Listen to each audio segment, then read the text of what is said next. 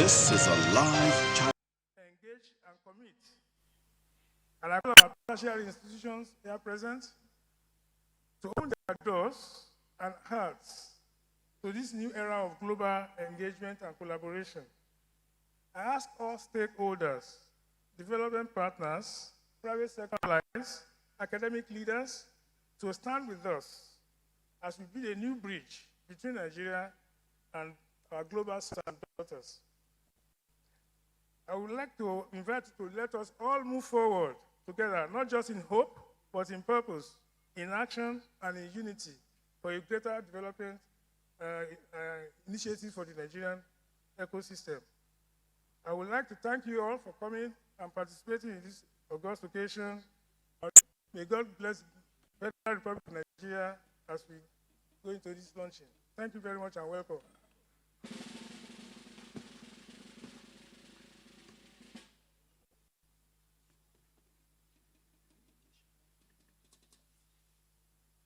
I believe we can make the applause a bit louder for the special advisor to the Honorable Minister. Thank you very much. And while he was speaking, we were graced with the presence of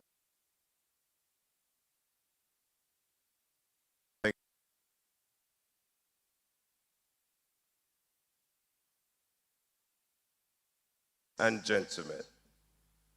At this time, we'll move to the next item on the agenda. The next item there is a presentation and walkthrough of the bridge platform. And leading us in this is none other than the Director ICT here at TED Fund. His Excellency, please put your hands together for Engineer Joseph Odo. Please a round of applause for him as he comes forward. I believe we want to make the applause a bit louder. Thank you.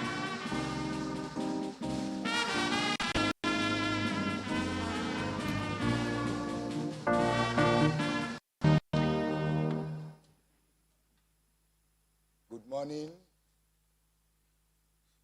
The Vice President Deputy represented, my Honorable Minister, Dr. Tunji Alausa, all my bosses here, all protocols duly observed. Today, we present to you a matrix by the Honorable Minister of Education, a vision to be able to unite all Nigerian professionals in the diaspora with our academic institutions, where they will be able to present and provide learning, research, collaboration, and effectively contribute to learning environment in Nigeria. What we have today, it's a platform that once you register on that platform, you'll be vetted and you'll be able to see the institutions and the gap we have in our various institutions. Whether it's a gap in learning, whether it's a gap in research, whether it's a gap in innovations, we'll be able to see how you can contribute to nation building. The bridge platform enables us to provide services. It enables a convergence with professionals in the diaspora and the academic community in Nigeria. It grants you wider access to enable you to now provide to nation building. A lot of diasporans have been making contributions inside vision this, and with this we'll be able to have a common platform now where people that are yearning to contribute homeward will be able to now see an opportunity to make use of this platform for this contribution. And in going forward, we'll see a video on that.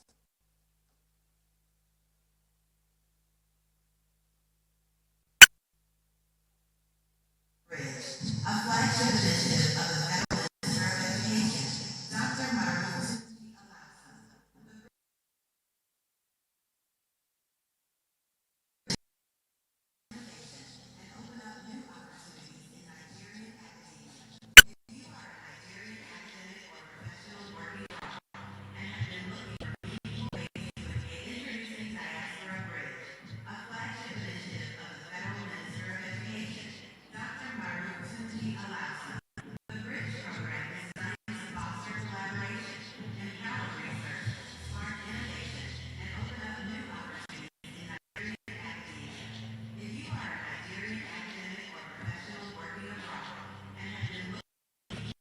to engage with Nigerian tertiary institutions. Bridge is the program for you.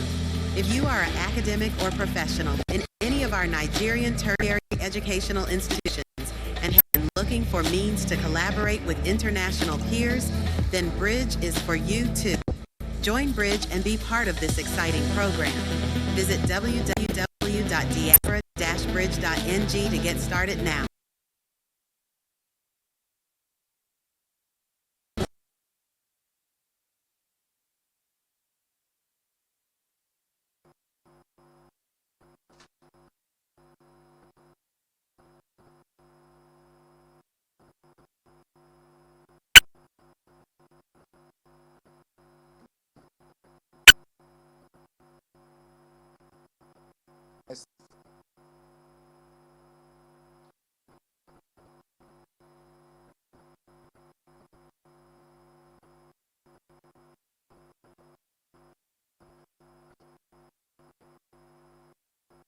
So once you register, you will get an notification. With that email notification, you're admitted to the platform and vetted. So a vetting team is also being put by the Ministry of Education. And vetting team from different works of experts. There are experts from the regulatory agencies and key stakeholders that will be able to make sure that what you admitted, you will be able to offer your services to the program. So this is how institutions, they have an assessment and identify their gaps. And as we speak, more than 150 beneficiary institutions have already registered on this platform. And also, close to 100 professionals on the diaspora have also registered. And it also offers us opportunity for even professionals in Nigeria to be able to also contribute to this. And as we go, we will move on to have institutions that want to make contributions using this platform. They will also be able to register. And we have AMPA and medical professional groups, scientists and engineers. They will all have opportunity to come in using this platform and contribute to nation building. We have the registration video, and after that, continue.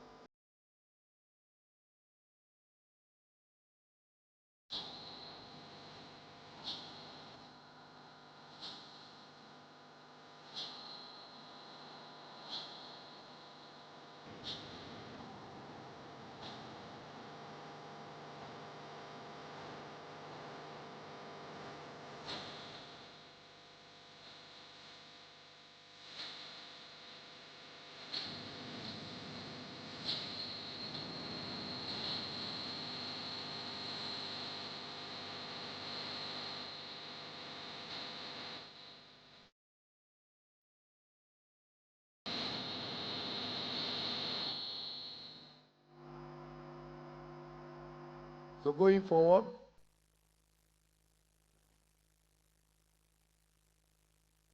once you've created your account, it gives you things that you have to do, your engagement preferences. So we need to know that this focus is mostly on STEM-related careers, sciences, technology, engineering, mathematics, with medical sciences. That's for the additional M. And then you have industry collaborations, and you also have academic.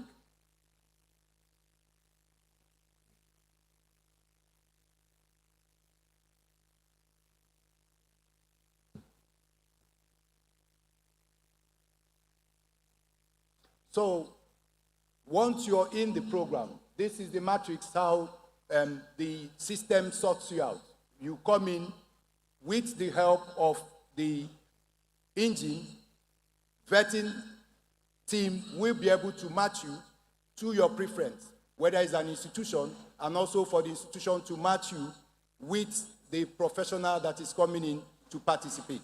Now, the program offers you opportunities to come in situ into the country to contribute, and also to come in via a hybrid mode to deliver your sections. When the presenters come in to make their presentations, you will see that they are already onboarded from this, and we have a live demonstration class from the University of Jos who are tuned in to this program as we speak, and you'll be able to see them. So that shows that with the enablement of this system, our academic institutions can be able to get value from the professionals that are abroad, and also professionals that are in Nigeria. So you can come in person, or you can be able to contribute using the system. And you have your lectures online, and you make your presentations online, and the system retains the presentations, so the students can go back to check, and even you can go back to check and do whatever you want to do. It offers you also opportunities to collaborate and network for those that want to further their relationship with institutions in different opportunity areas. So this offers primarily starting opportunities for STEM, but we will gradually extend it to cover all areas and all disciplines.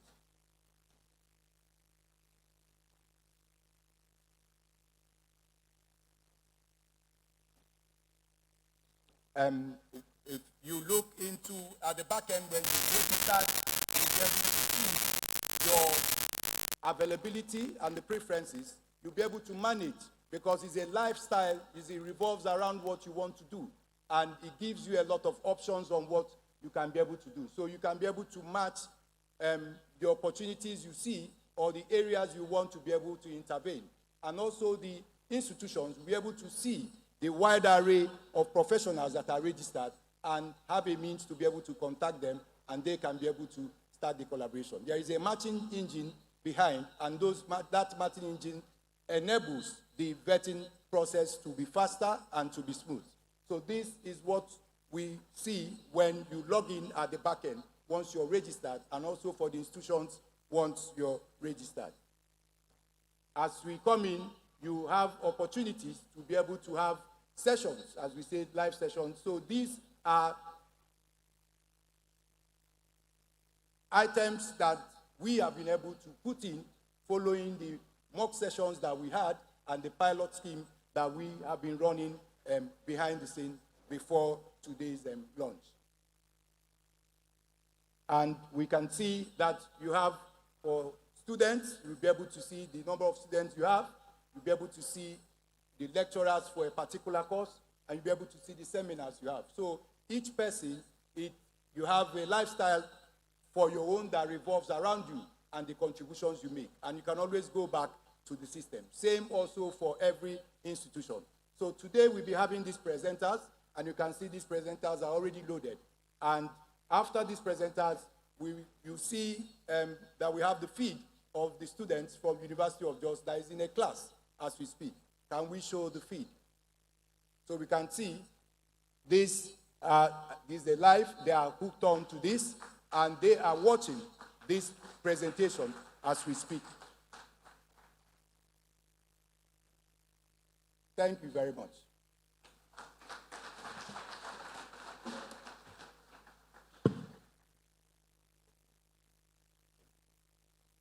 Please, can we make the applause a bit louder for Engineer Joseph? Thank you for that apt demonstration. Very distinguished ladies and gentlemen, permit me to correct a misintroduction on my part. The name of the Executive Governor of Enugu State is Dr. Peter Ndubisi Umba. Please, a round of applause for him. Thank you, Your Excellency. Very distinguished ladies and gentlemen, we also have with us this morning the representative of the Executive Governor of Kano State, Dr. Yusuf Ibrahim Komata. Is the Honorable Commissioner of the Ministry of Science and Technology and Innovation. So good to have you here, sir, this morning. We also have with us this morning the Senior Special Assistant to the President on Students' Engagement, His Excellency Honorable Sunday Asefo. Please a round of applause for him. Thank you very much for joining us. I've been reliably informed that we are graced this morning with the presence of the Registrar of JAM, Professor Ishak Oloyede. Please a round of applause for him. Thank you very much for coming. Very distinguished ladies and gentlemen, we move on to the next item on the program, which is the opening remark to be delivered by someone who has worked tirelessly behind the scene. When you see these innovations, when you see these ideas pop up left, right, center, behind every successful man, they say, is a woman. But here, we have a professor. Ladies and gentlemen, please make welcome the Honorable Minister of State Education, Professor Swaiba Saad Ahmad.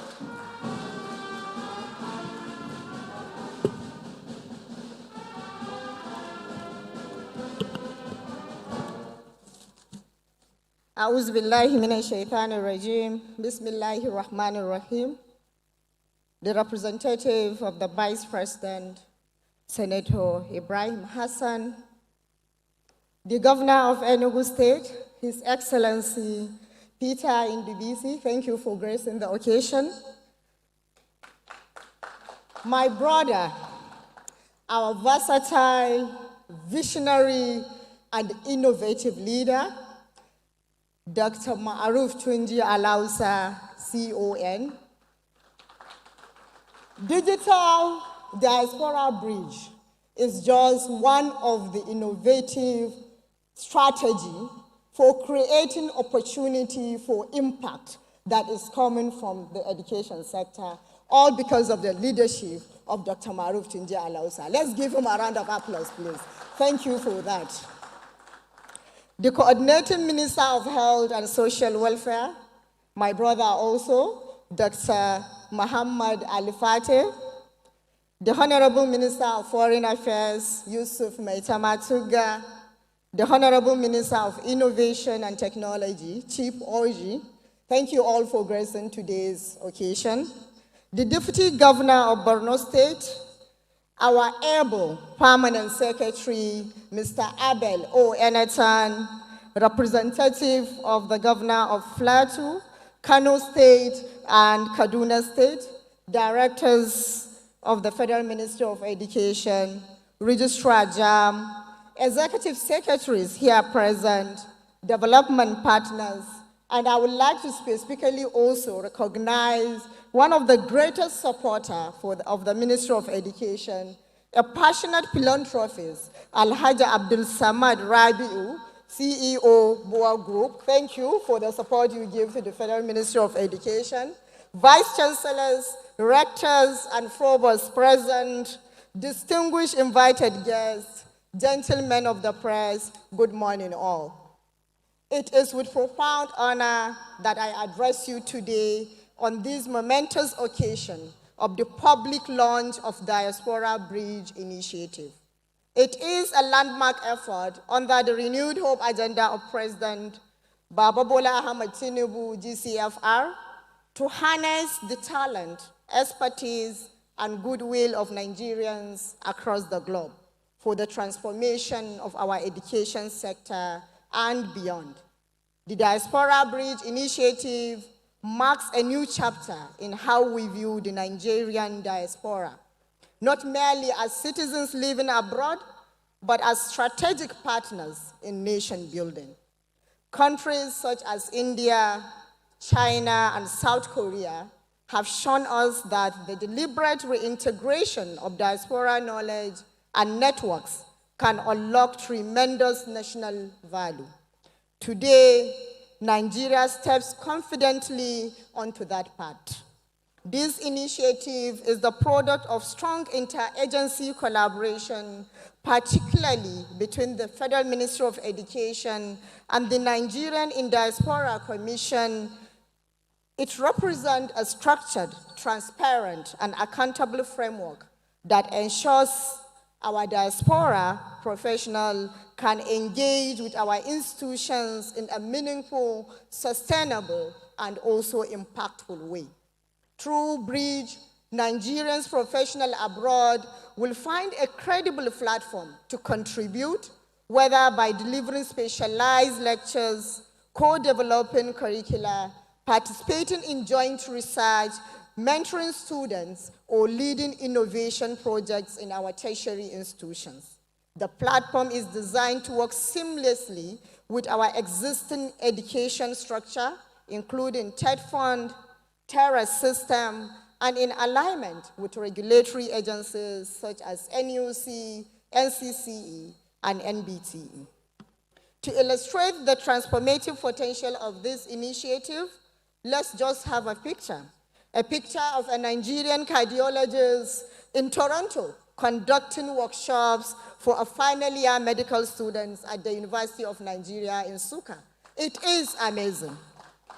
At the same time, let's imagine a software engineer in Silicon Valley supporting robotics clubs in our federal polytechnics. At the same time, envision a renewable energy expert in Germany collaborating with our technical colleges to develop localized solar solutions. These are all possible through the Diaspora Bridge. These are the kinds of possibility the Diaspora Bridge is set to institutionalize, turning occasional engagements into structured pipelines of knowledge transfer and innovation. Indeed, the Bridge platform is not just about today's professionals, it is about preparing tomorrow's innovators. It is about turning Nigeria's brain drain into a national brain trust. It is about expanding our intellectual GDP and securing a future where global Nigerian talents contribute directly to our local development priorities. Let me use this opportunity to thank our President, Baba Bola Ahmed Tinubu, GCFR, and the Vice President, Kashim Shettima, GCON, for their unwavering support to the education sector. We don't take this support for granted, and we will continue to work very hard to earn your trust. I wish to commend the Honorable Minister of Education, Dr. Maruf Tunji Alausa, CON, for his leadership and vision in steering this transformative agenda.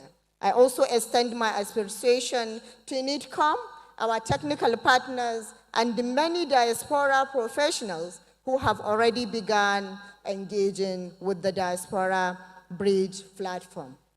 Let us all commit to walking this bridge together with unity of purpose, clarity of vision, and an unwavering dedication to the prosperity of our beloved nation. Thank you, and God bless the Federal Republic of Nigeria.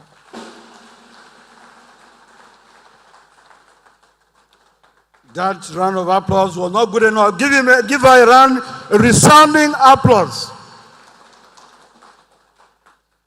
She says, turning brain drain to brain gain, and we in NITCOM will say, turning brain drain to brain gain and brain circulation.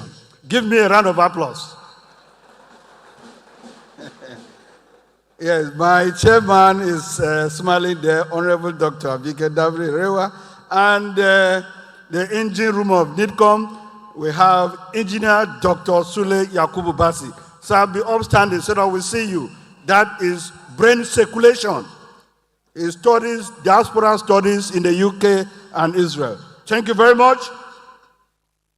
Moving on, we have remarks by honorable ministers. First to come, we have our own minister, Honorable Minister of Foreign Affairs, Ambassador Yusuf Maitama Tuga, OON. Sir, you can give us your brief remarks. Thank you.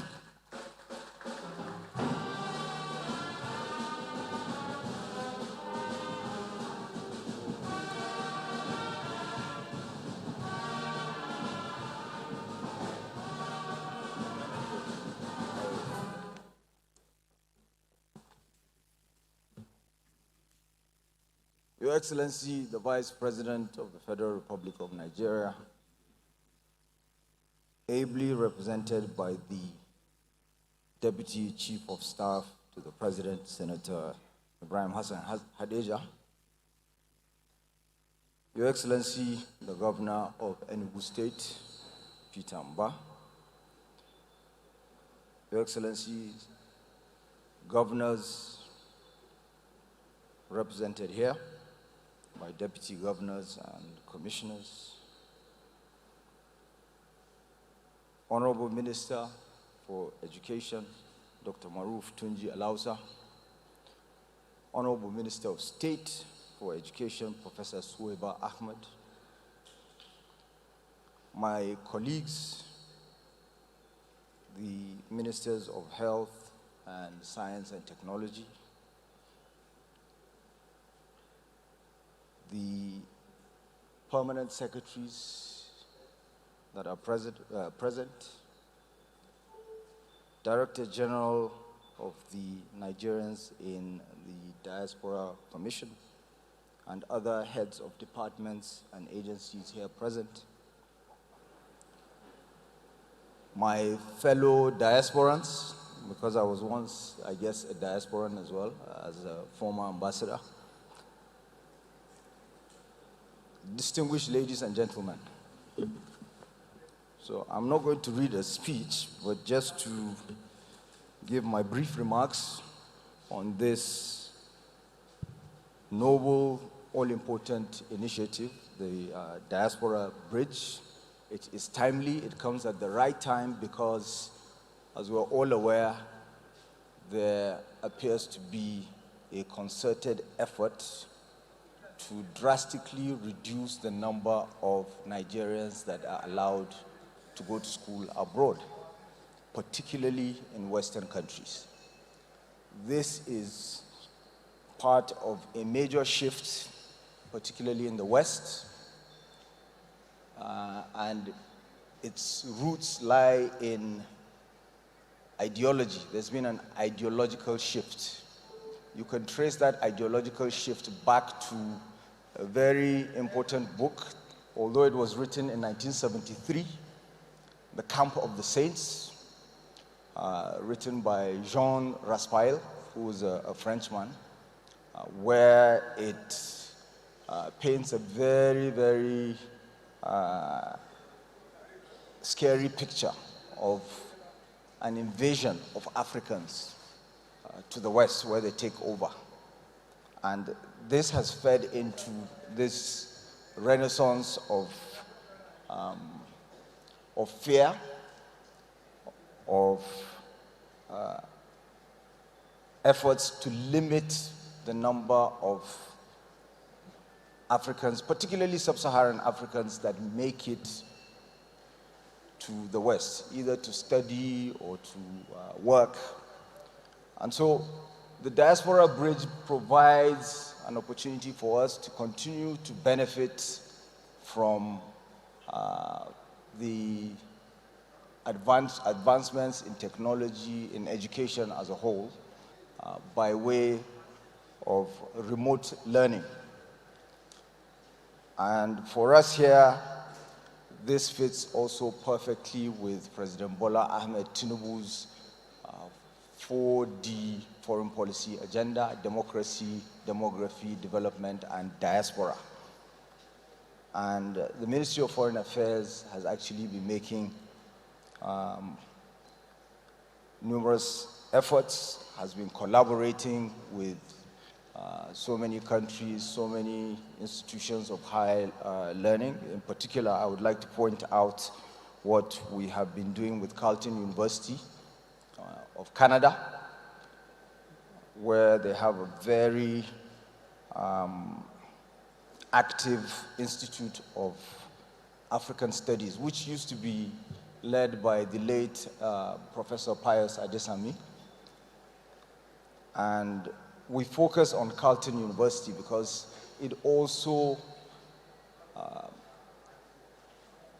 places emphasis on the study of migration itself, because it's important for diasporans, Nigerian diasporans, to also make us have a better understanding of the whole corpus of knowledge vis-a-vis migration so that we know how to approach it better.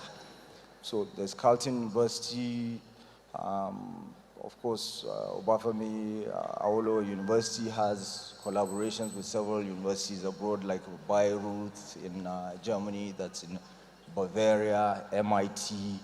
You've got Unilab with Potsdam in Germany, where, in fact, there are very interesting studies that have been taking place. Professor Olonade is one such person that even won awards for his research work in the use of cassava for cement, for building, for construction. There are several others, but also what I find very interesting about the Diaspora Bridge is that it actually presents a broader approach to what others have been doing. There's Lecturio, for instance, that focuses almost exclusively on the medical sector for remote learning, but this clearly has a broader approach. That notwithstanding, it would also be important to see how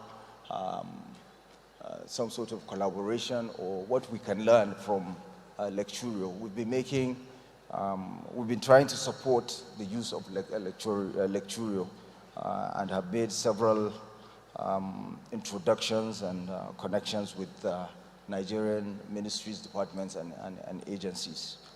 So this is even broader. I would like to speak about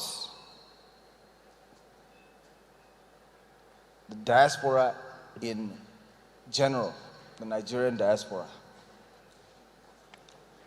There is a huge responsibility on Nigerian academics abroad to provide the necessary leadership to unite Nigerian diasporans, because typically in a lot of countries you find that instead of having a common front, the same way that some of the most successful diasporas have worked towards helping the development of their countries and even giving them an advantage, what we find is a very divisive and toxic atmosphere quite often, where you will have an Odua diaspora, you will have an Indigo diaspora, you will have Zumunta, and there's so many contestations. Sometimes you even find them breaking themselves down to different states, and they refuse to meet together,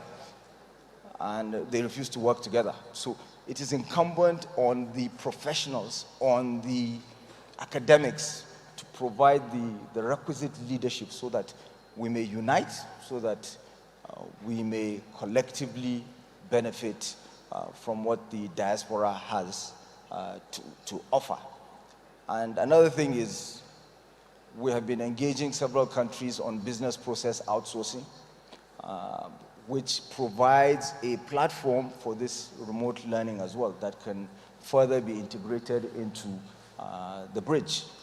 So these are my few remarks, and I congratulate my brother, the Honorable Minister of Education and the Minister of State for this wonderful initiative. I thank you very much.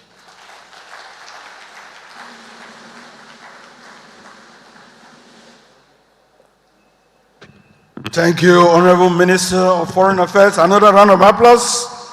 Is the face and image of foreign diplomacy. Well, from instructions, if you look at your program, we have been allocated 3 minutes each. So, and we started behind schedule, so let's adhere to that. Thank you very much. We have also the Honorable Minister of Health, who is a diasporan. He is here, Professor Mohammed Ali Pate, CON. Thank you.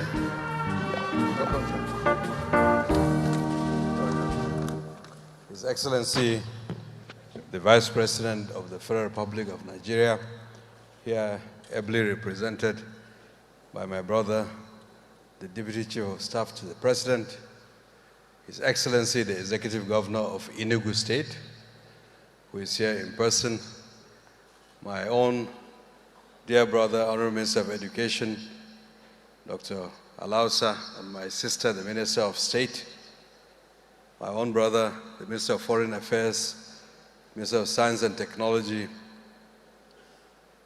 representatives of governors, other heads of federal agencies, His Excellency, the Deputy Governor of Borno State, our ambassadors, diplomats that are here, members of the diaspora community, heads of agencies.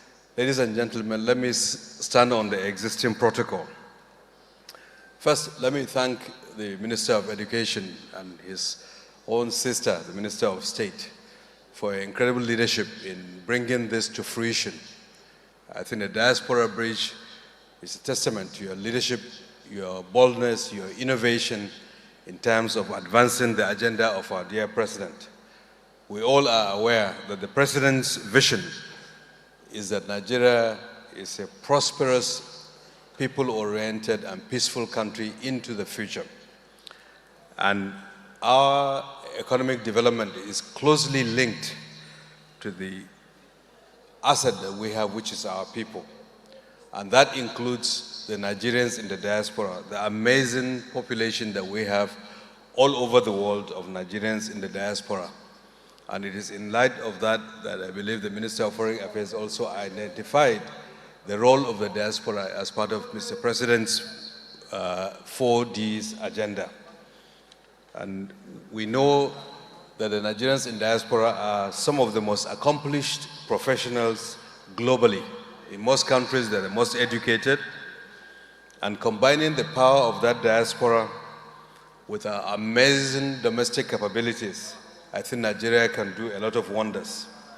Our country is undergoing some critical reforms to address persistent challenges which have been beleaguering us for a very long time, whether in the macroeconomic space or in the infrastructural space, our workforce, our industries, and all of that.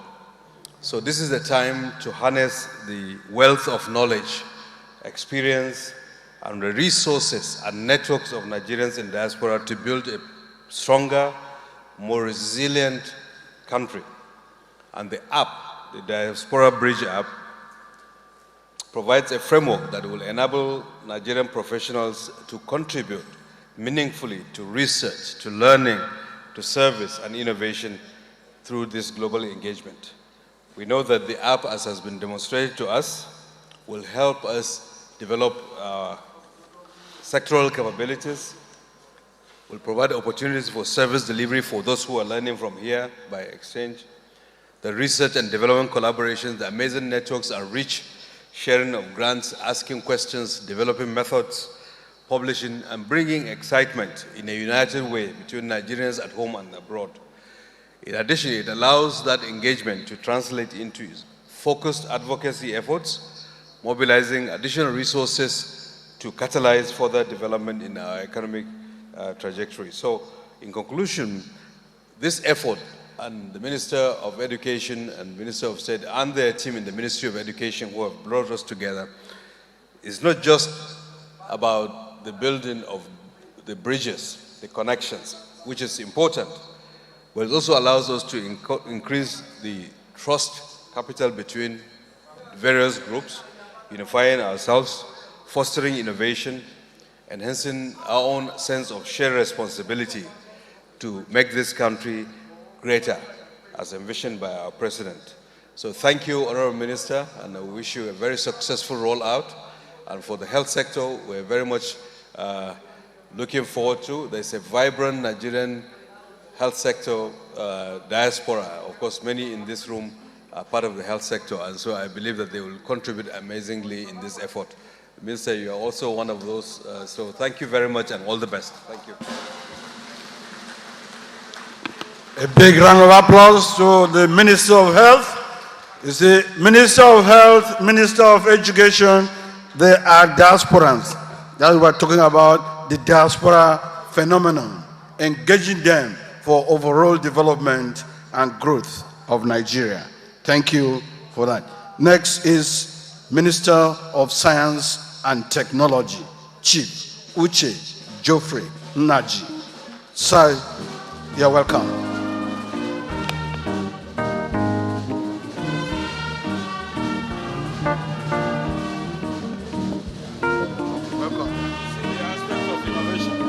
It's innovation, science, and tech. His Excellency, the Vice President of Nigeria, ably represented by my brother, His Excellency Senator Ibrahim Hadija, His Excellency Governor Peter Mbah of Enugu State,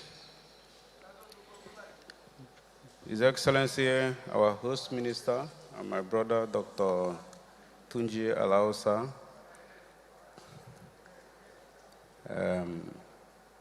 His Excellency, the Honorable Minister of Foreign Affairs, Professor Mohamed Epate, Coordinating Minister of Health and Social Welfare, Honorable Minister of Education State, Professor Ahmad, the governors and states of Kaduna, Borno, and Plateau here ably represented, the Permanent Secretary, Federal Ministry of Education, directors and chief executives of agencies under the Federal Ministry of Education, the chairperson, Nigeria in Diaspora Commission, Honorable Abike Dabiri-Eriwa, the DG Energy Commission of Nigeria, Dr. Mustafa Abdullahi, our diasporans, all the very many stakeholders in the education, innovation, science and technology ecosystem here present, gentlemen of the Fourth Estate of the Rim, very distinguished ladies and gentlemen.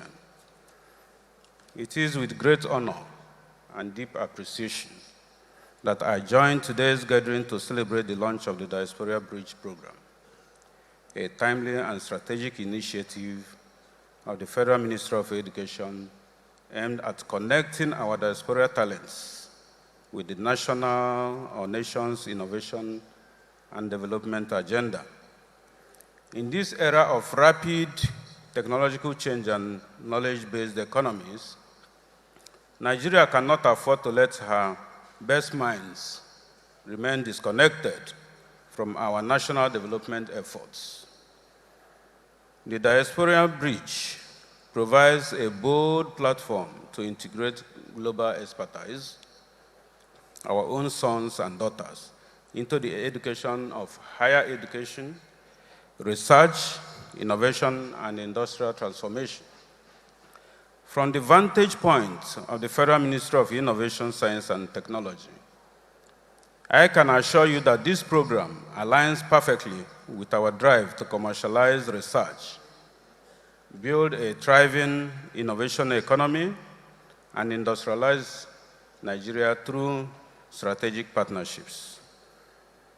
Mr. President's renewed hope agenda envisions a Nigeria where useful idea or talent is not wasted, whether home or abroad.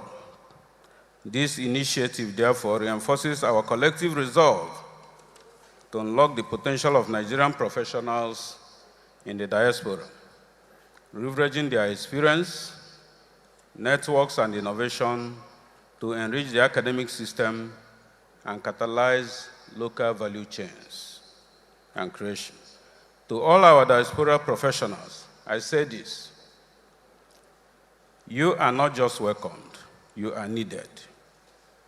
And to our universities and research institutions, let this program be the spark that ignites a new era of purpose-driven collaboration. Congratulations to the Federal Ministry of Education for this vision. Congratulations to my brother, the Honorable Minister, and the Minister of State. This is a big, big one. We in the Innovation Science and Technology family stand ready to support and cooperate with you. Thank you, and may this bridge we launched today be strong, fruitful, and enduring. And may God bless the Federal Republic of Nigeria. Thank you.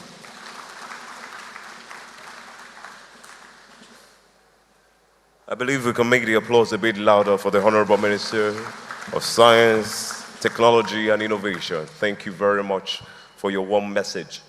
Very distinguished ladies and gentlemen, we'll move now into the governor's speech. And leading us off is the Executive Governor of Enugu State, Dr. Peter Ndubisi Umba. Please, a round of applause for him as he comes forward. I encourage you to not stop clapping until he gets up here, please.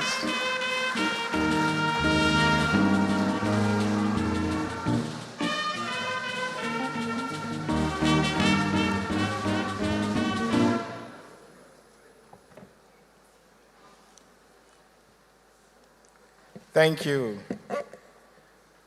The Vice President, Federal Republic of Nigeria, His Excellency, Distinguished Senator Kashim Shettima, ably represented by the Deputy Chief of Staff to the President, Distinguished Senator Ibrahim Hassan Hadija,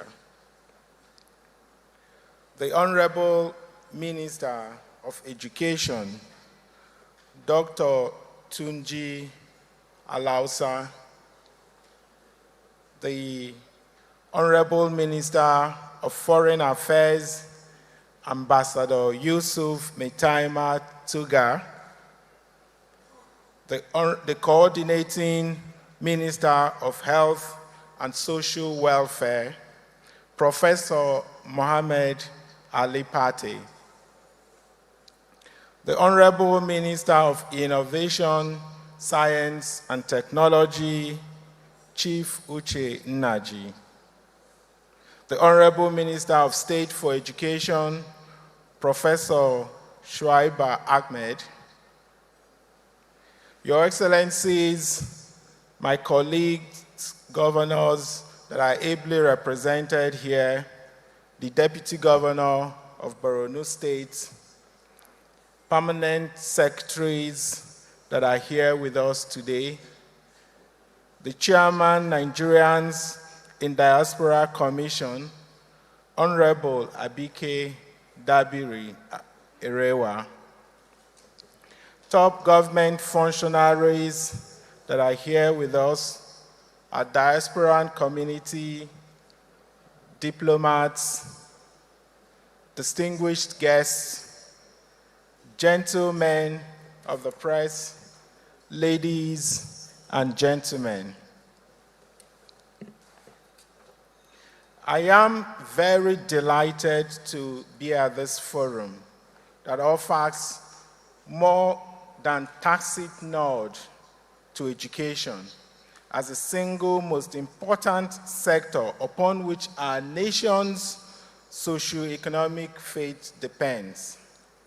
For years, our understanding of the role of the Nigerian diaspora has mostly been via the basic economic lens of their remittances. Seldom do we also contemplate how to galvanize their support towards causes with more enduring ends beyond medical outreaches that are often few and far between. Our various diaspora communities across the world represent Nigeria's most critical human resources. What has been lacking is a formal platform where their expertise and collective financial clout could be wholesomely tapped. Today, we take the important first step towards that goal under the banner of the Diasporal Bridge, convened by my dear brother and friend, the visionary Minister of Education, Dr. Tunji Alausa. I congratulate you and indeed other members of your team for this brilliant initiative. Let us recognize, however, that this gathering is not just for a discussion. It is an urgent call to reconnect global expertise with local purpose. We must build a living bridge between the rich talent of our diaspora and the urgent developmental needs of our nation's higher education system. The call to STEM, by the way, STEM with double M, the gap for a better Nigeria resonates deeply with our vision in Enugu State. We believe the next generation of Nigerian graduates must not only compete globally, but also be innovators at home, solving the challenges of food security, climate change and energy, digital transformation, health, and sustainable development. Our strategy is not simply to train students for the workforce, but to engage them in shaping it. We envision a two-way learning ecosystem between local innovation and global expertise. In Enugu, we're pioneering a 40-60 tertiary education principle. 40% of our curriculum is laser-focused on Enugu's strategic economic sectors: agriculture, tourism, renewable energy, digital economy, creative industries, mineral resources, and health technology. 60% prepares our students for national, continental, and global opportunities, ensuring they graduate as world-class professionals who can thrive, innovate, and lead anywhere. To build a future of prosperity, we're placing education, healthcare, technology, and science at the heart of our human capital development strategy. Apart from constructing 260 smart green schools, and by the way, for context, this is actually an exciting time for Enugu State in the education sector, because we have dedicated 33.2% of our total budget to education. In the last 18 months, and by September this year, we would have constructed 6,500 classrooms. Now, these 6,500 classrooms are not just shells, even though we may be enthused about the brick and mortar structures. But what is exciting about this structure is that each of these smart green schools features a robotic center, an artificial intelligence center, a mechatronic center, CGI, where we provide virtual reality and augmented reality for our young people to learn.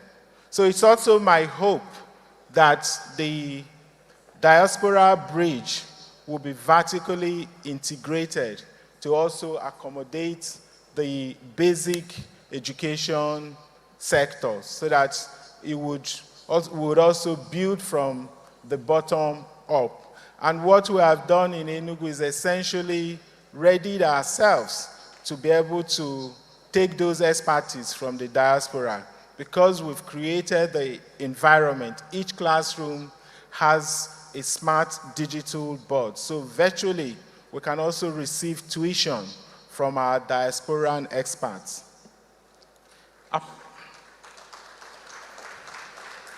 Thank you.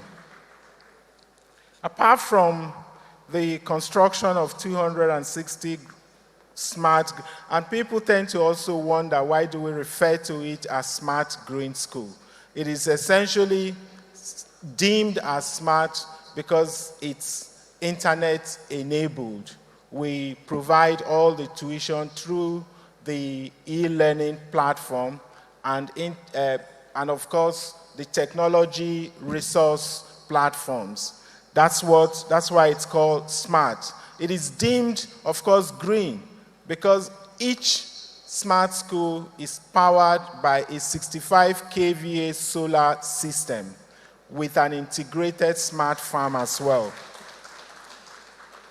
We've also constructed 260 Type 2 primary healthcare centers across all the wards in Enugu. We're establishing a 5-star hospital for medical tourism and massively upgrading and accrediting our medicine and nursing programs to ensure our youth are trained to the highest international standards. We're convinced that health and education are not just services. And when you relegate them to social services, we tend to overlook the value and the importance healthcare and education bring to the economy. So if we're talking about growing our economy, whether we want to grow it exponentially, we must be very intentional in our investment in education, because that's what holds the long-term growth of economy. So we must be able to connect those nexus. They ensure a future of prosperity. So we believe education is the cornerstone of progress and the bedrock upon which every society future is built. To achieve human capital development, our graduates must be healers and problem solvers at home and knowledge economy leaders globally. Our universities are becoming development ecosystem where students, educators, diaspora, and communities co-create meaningful, sustainable impact tied to the SDG and local priorities. Enugu State is ready to host and lead diaspora collaborations. In addition to expanding our 7 public tertiary institutions, we're establishing 2 new universities, the Enugu State University of Education and Technology and the Enugu State University of Agriculture and Technology. Innovation is the language of the 21st century. We're establishing 8 science, technical, and vocational schools across Enugu State, 1 in each federal constituency. Our vigorous investment in innovation in Enugu State tertiary institution is intended to complement our modest efforts to reform our pre-tertiary basic, TVET, and secondary school education system, drive innovation, and leverage artificial intelligence, simulation, and virtual and augmented reality to ensure applied learning in ways that exceed the milestones of the Sustainable Development Goals. Through our Center for Experiential Learning and Innovation, we're making skill development the focus of our education transformation. We're talking about foundational, life, digital, and job-specific skills for industries, innovation, technology, science, and medicine. When you think STEM with double M, think of Enugu State. Come to Enugu State. Give Enugu State a chance. I want to share a personal reflection. I'm here on Dr. Alausa's special invitation. When I weighed the cost of living in Enugu State, even for a day, for a summit or a conference such as this, against the opportunity to not only support the lofty vision of my brother and friend, but also present Enugu's readiness for diaspora's engagement, the choice was an easy one. I didn't have to think twice. In Enugu, thank you. In Enugu, through our Center for Experiential Learning and Innovation, institutes and fellowships, we have a Diaspora Innovation Mentorship Core program, which allows professionals in the diaspora to mentor students' projects, co-develop micro-credentials, and support flexible professional development, no matter where they are in the world. I have a message for our diaspora professionals. We do not call on you as guests, but as co-architects of our future. Imagine co-founding research labs on clean energy, mentoring startups in artificial intelligence and agri-tech, and establishing degree programs that fuse Nigerian ingenuity with global standards. We invite you to work with us to develop curriculum, mentor students, and build innovation hubs. When we invest in key social sectors, we're ultimately enriching our future. We call on our diaspora professionals in medicine, public health, pharmacy, and biomedical engineering, artificial intelligence, robotics, and mechatronics, renewable energy, technology, aeronautics, and space science. Come build with us, partner with our institutions to establish global standard teaching hospitals, research centers, and digital innovations. Co-supervise clinical research, train our next generation of nurses and doctors, oversee seedling research and agro-industrial incubation projects. Join us in our humble effort to digitalize and automate security infrastructure.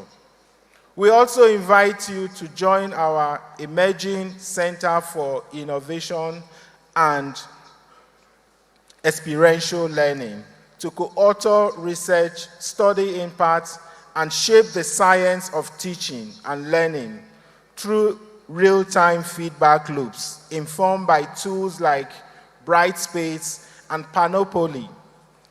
The Federal Ministry of Education Diaspora Bridge Program is rightly focused on STEM with double M. And in Enugu State, technology, science, and medicine lead our STEM vision. This Diaspora Bridge Program is a national framework for harnessing global expertise. And I urge the Federal Ministry of Education to please embed state-led pilots like Enugu into the broader national reform agenda. We believe Enugu can serve as a national open source model, a federation of pilots where innovations like CELI, and its intervention programs, like the 40-60 principle, are shared, scaled, and refined collaboratively across states and institutions. Let this diaspora bridge not just span the Atlantic or the Sahara. Let it connect Nigerian youth with the global marketplace of ideas and opportunities. Let this diaspora bridge carry not just goodwill, but homecoming surgeons, scholars, researchers, and investors. Let this diaspora bridge enable our youth to japa their skills, but remain physically at home to innovate prosperity. Let this bridge link our communities to global knowledge exchanges, care, and healing. Enugu stands ready with infrastructure, the political will, institutional reforms, and a bold vision to work together with our diaspora sisters and brothers for prosperous Nigeria. The most powerful export Nigeria can offer the world is not oil or minerals. It is the brilliance of our people, channeled through an education system built to transform lives, communities, and economies. The bridge is here. Let's cross it together. God bless Enugu State. God bless the Federal Republic of Nigeria.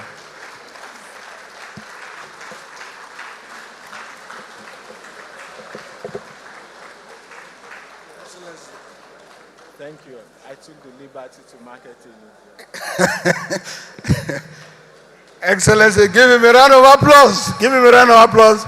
That's a good one. You see, that is what is called diaspora engagement. Thank you very much. The governor took time to market Enugu State. Give him another round of applause. Okay, let's bring our own. I have the honor, privilege, and goodness to welcome the Chairman, Chief Executive Officer, Nigerians in Diaspora Commission, Honorable Abike Dabiri Erewa, OON, Mama Diaspora.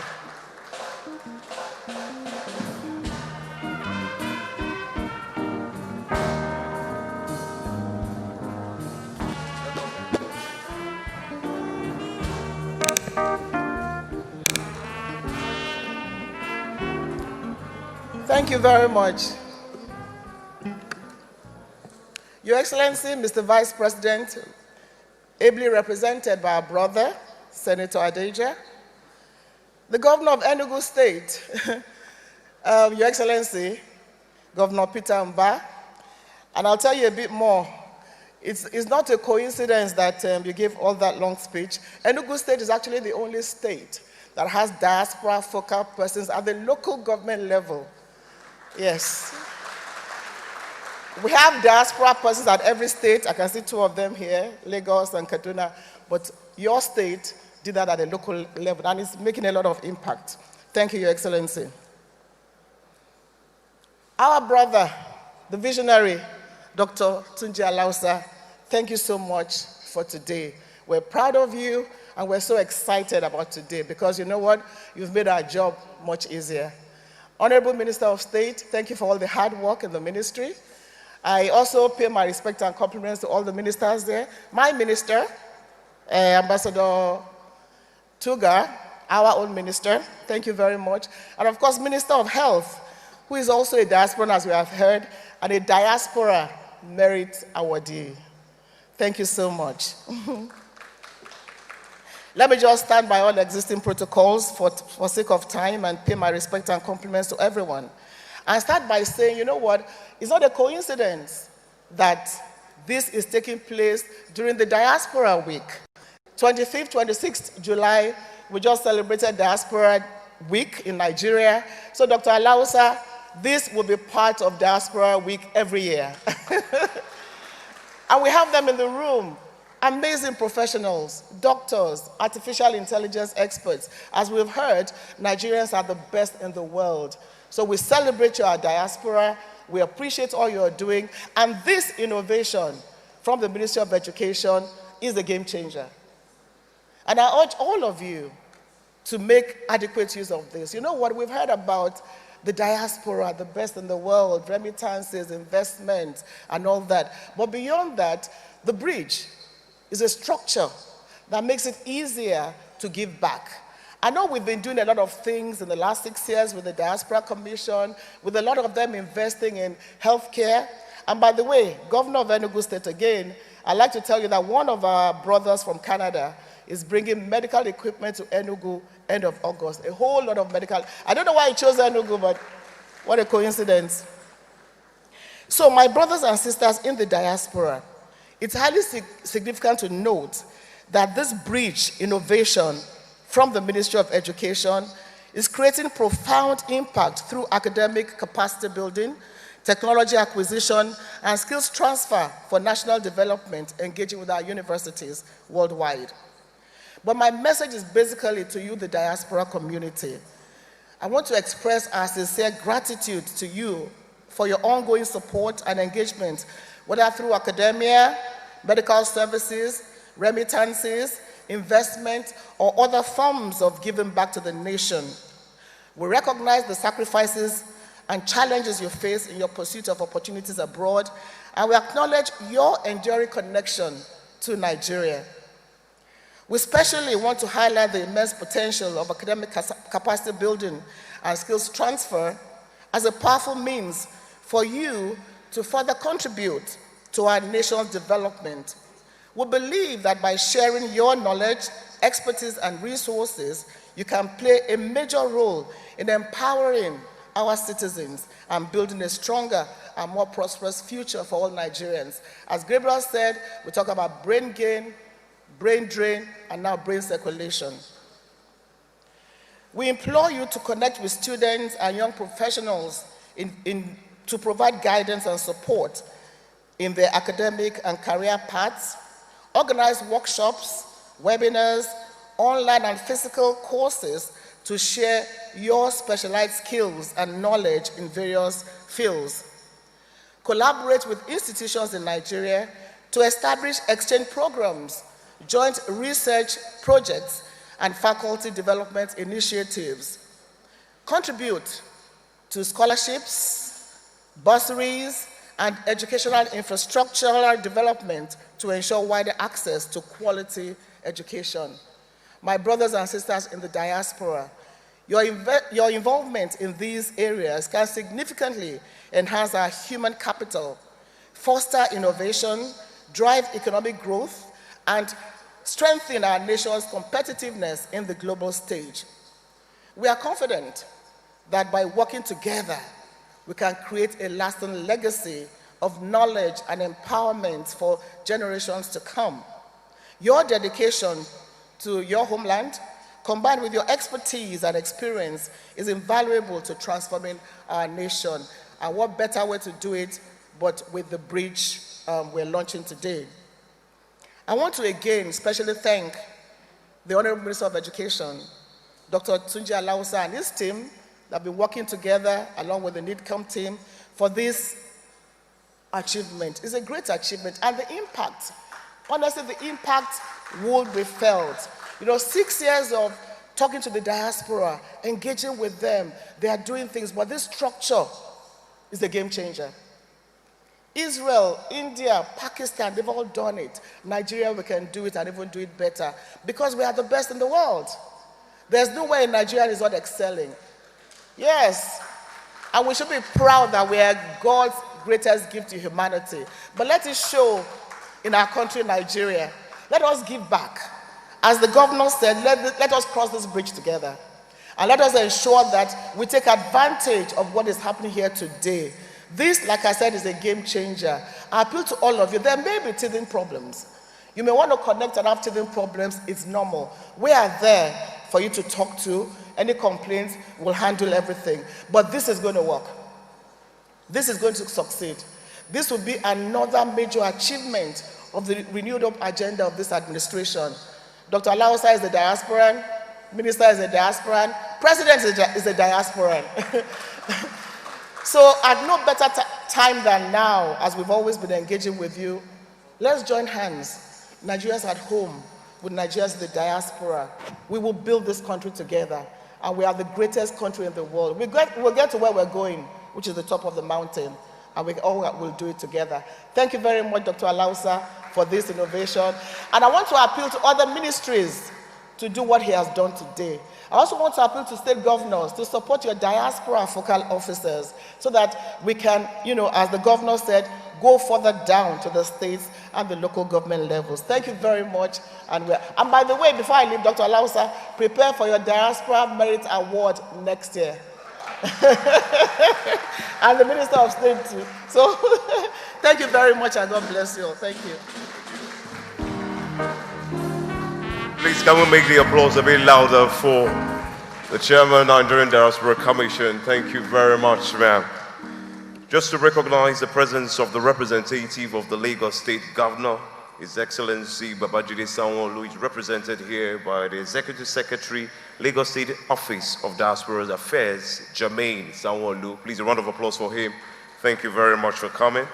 We also have the representative of the Chairman of Committee, Provost Dr. Rafiu Shoyele. Please, a round of applause for him. Thank you very much for coming. Still in the vein of introduction, we have the Director General, Energy Commission of Nigeria, Dr. Mustafa Abdullahi. Please, a round of applause for him. Thank you very much for coming. And last but not the least, for now, we have the representative of MBTE, Executive Secretary, Professor Diodine Hassan. Please, a round of applause for him. Thank you very much.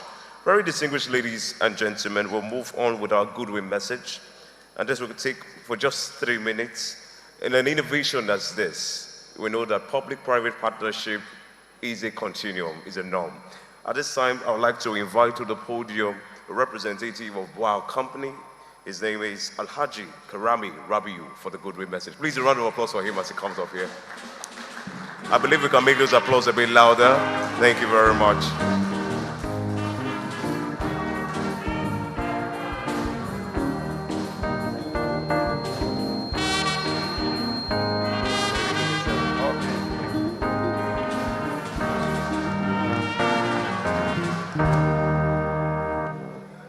The representative of the Vice President, Ambassador Ibrahim Hadija, Your Excellency, Honorable Minister of Education, Your Excellency, Enugu State Governor, you are most welcome, Your Excellency, Honorable Minister of Health and Social Welfare, Professor Ali Pate, Honorable Minister of State for Education, Professor Honorable Minister of Foreign Affairs, my brother, Honorable Minister of Science and Technology, please allow me to stand on already established protocol. On behalf of Boa Group, myself, and a lot of other Nigerians, I would like to say to the Nigerians in the diaspora, thank you for being golden representatives and ambassadors of Nigeria.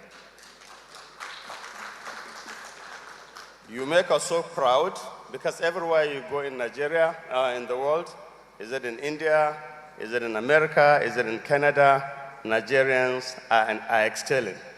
They are doing the best they can in science, in technology, in medicine, and what better way than that to call yourself a Nigerian.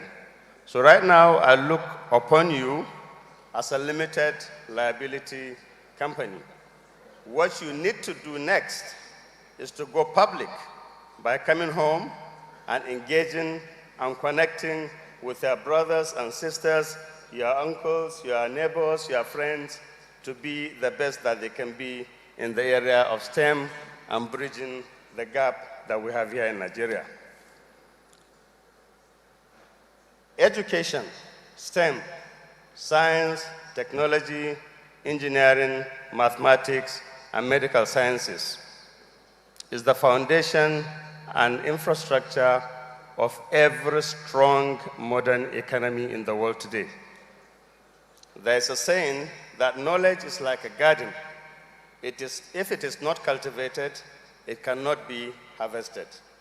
And today we gather here not only to admire this garden, but to water it, to connect with the diaspora Nigerians, to give our students who hunger for knowledge, who want to experiment, who want to innovate, who want to invent, who want to imagine and see their dreams come true.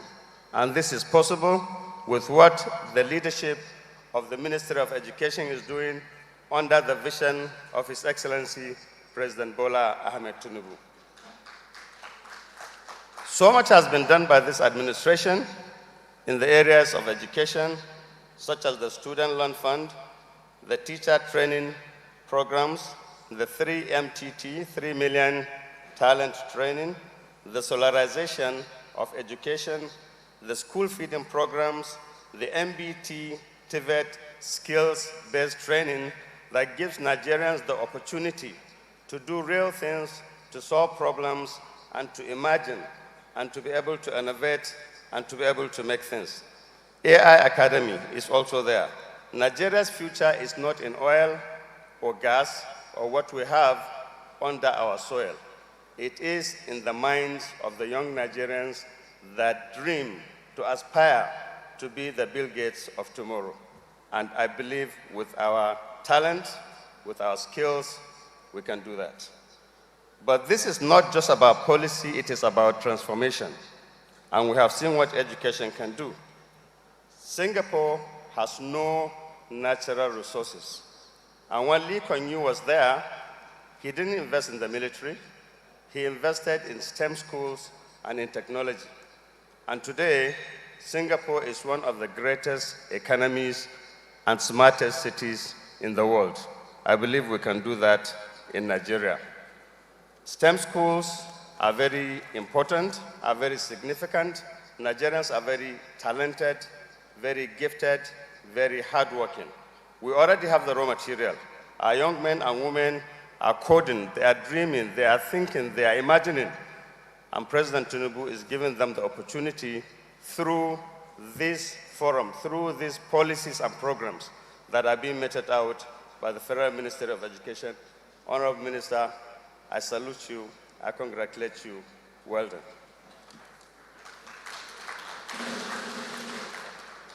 Our brothers and sisters in the diaspora, please and please and please, the DG NITCOM is here. You've had her. She's been working day and night to ensure that we excel, to ensure that this bridge remains strong and connects us permanently, progressively, proactively, and productively. Let us support her to make sure she does that.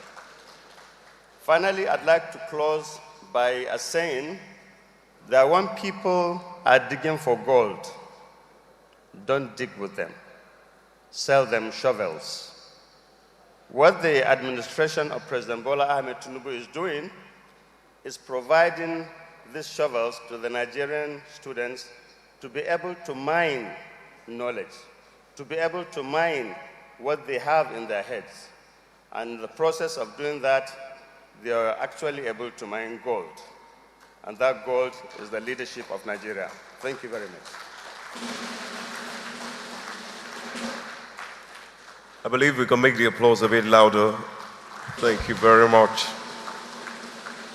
Still in the mood of goodwill messages, permit me at this time to invite the Executive Secretary of the National Universities Commission, Professor Abdullahi Yusuf Ribadu. Please a round of applause for him as he comes on stage. Please a round of applause for him. I believe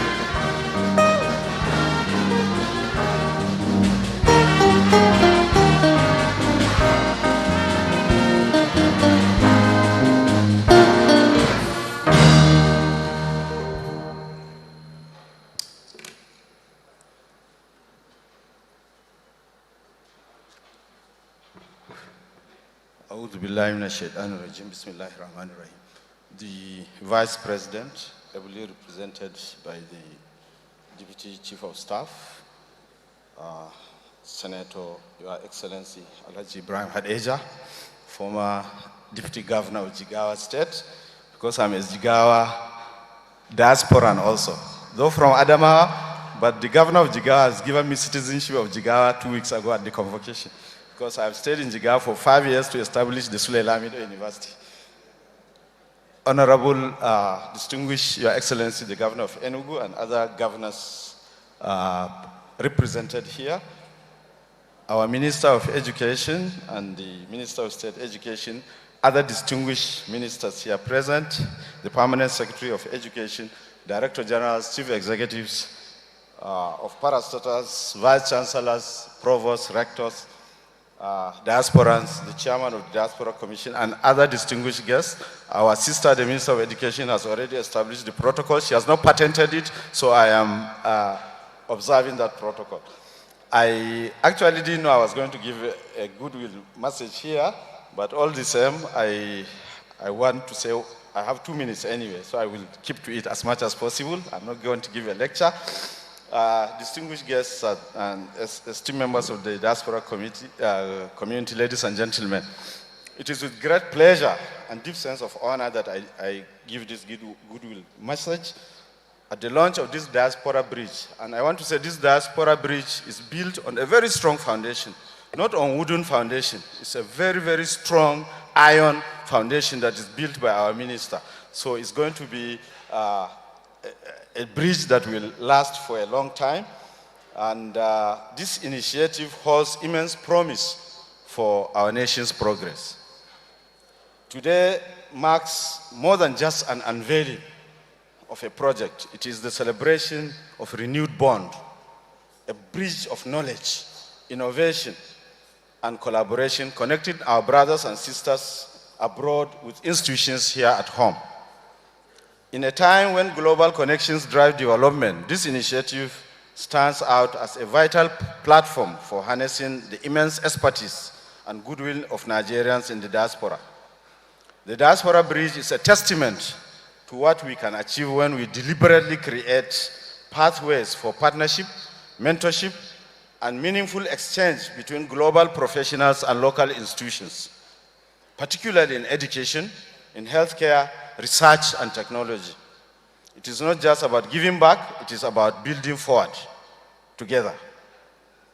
To our diaspora professionals, we welcome your skills, your insights, your passion for a better Nigeria.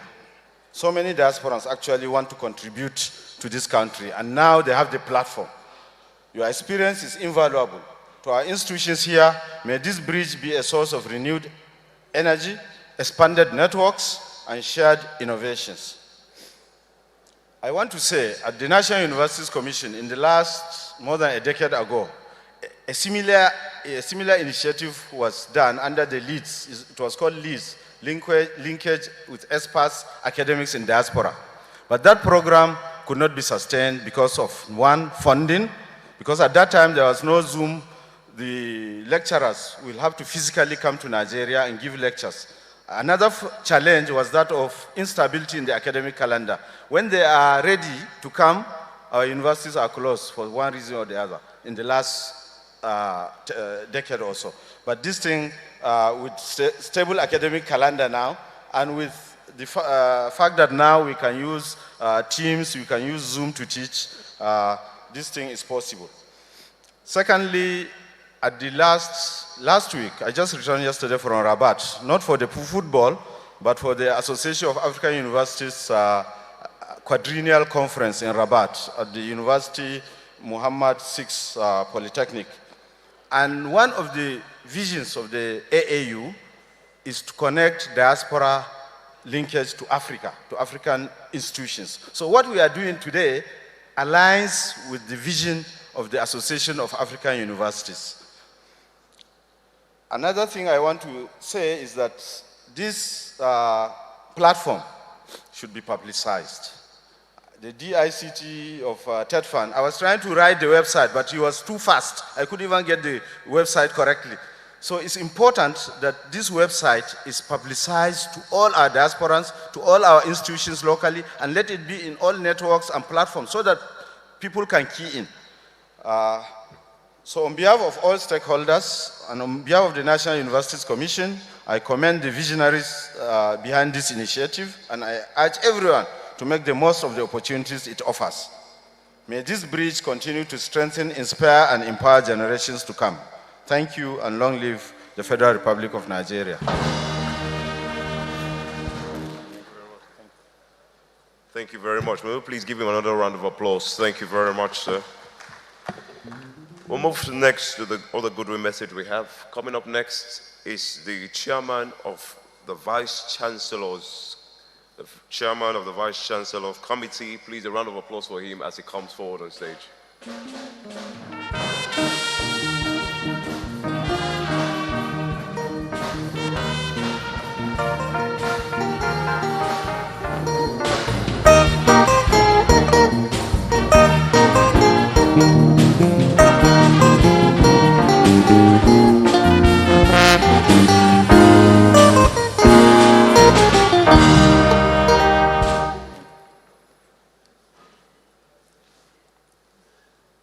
Good afternoon, all. On behalf of the Chairman, Committee of Vice Chancellors of Nigerian Federal Universities, Professor Tanko Ishaya, the Vice Chancellor of University of Jos, who is currently in the Governing Council meeting, our distinguished ministers, you know that when we are having Governing Council meeting, we can't move an inch because we are there to explain what is going on in the universities. It is as a result of this that he asked me to stand and talk on his behalf. I am Honorable Professor Omar Adam Katzel, the Vice Chancellor of Federal University of Transportation, Daura. I would like to simply say that this folding of digital bridge today, it is for no other people than the heads of higher institutions in Nigeria. Why we say so? Because it is costly for us to purchase equipment, to purchase tools, consumables in the case of science and healthcare, to purchase consumables like chemicals, to conduct research, as well as to publish, and also to travel within and even within Nigeria to present papers because of the cost of travel, because of the cost of almost everything. So we are happy to say that this thing today, it is done for us, and we are very much grateful to the Ministry of Education, and particularly to the Honorable Minister of Education and his Minister of State of Education, as well as other people that contributed in this well-laudable initiative for the digital bridge, because we are sure that from today, coupled with the anthology and other platform brought by the Honorable Minister, I'm sure we'll go much, much further. And the next thing is that there will be no boundary between our individual universities within the country, as well as those big and old universities outside the country. And with this, I would like to say we are very grateful, and we will not take this thing for granted. We will bring on board all our academics, and from time to time, we'll be reporting for the activities we are doing, and if there's any challenge, we'll also be reporting to see how such challenges can be alleviated. Thank you very much.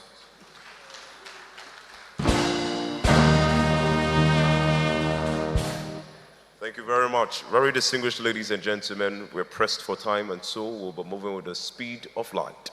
With that said, very distinguished ladies and gentlemen, we'll take at this time Mr. Ian, FCDO of Outfield for his Goodwill message. Please, a round of applause for him as he comes up here.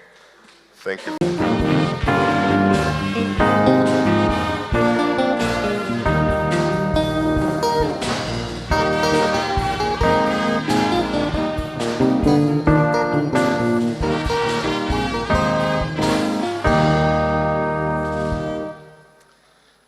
Well, I'm not sure that was speed of light, but it was as fast as I could manage. Honourable Representative of the Vice President of the Federal Republic of Nigeria, His Excellencies from the Governor of Enugu State, Deputy Governor of Borno State, representatives of Governors of Plateau, Kaduna and Lagos State, all Honourable Ministers here present, and a special shout out to my own home ministers, my home team ministers, Honourable Minister Tunji, Professor Sawaiba, Chief Executives of agencies here present, distinguished invited guests, ladies and gentlemen, may I say, build on all existing protocols, all established protocols. The UK thinks this is a tremendous idea, and we're really pleased to be associated with the Diaspora Bridge scheme. The UK really wishes to stand shoulder to shoulder with Nigeria. We are aware in the UK just how many talented, dedicated Nigerians they are, and we really recognise the contributions they make, certainly to our country, the United Kingdom, but to nations all over the world. We're already engaging in a whole series of partnerships with Nigeria in the tertiary education space, thinking about our Chevening and Commonwealth scholarships, and operationalising together with TET Fund and NUC the transnational education partnerships, which to some extent share a lot of the DNA of the Bridge Diaspora scheme. Together with the British Council, we do a number of UK-Nigeria people-to-people schemes, thinking of the alumni associations to UK universities, the alumni schemes with the Chevening and Commonwealth scholars. We think these will be really important networks and platforms to both to help expand the impact and the spread of the Bridge Diaspora, but I think they'll also be able to act as critical friends to understand how this scheme can be fine-tuned to maximise the laudable objectives and benefits that have been outlined so powerfully today. I think I'm really, tremendously excited to see the digital platform behind and the fact that this is built on modern, cutting-edge partnerships, digital systems that really allow people to give back in ways that are proportionate and potentially, can fit within those diaspora's busy times and schedules.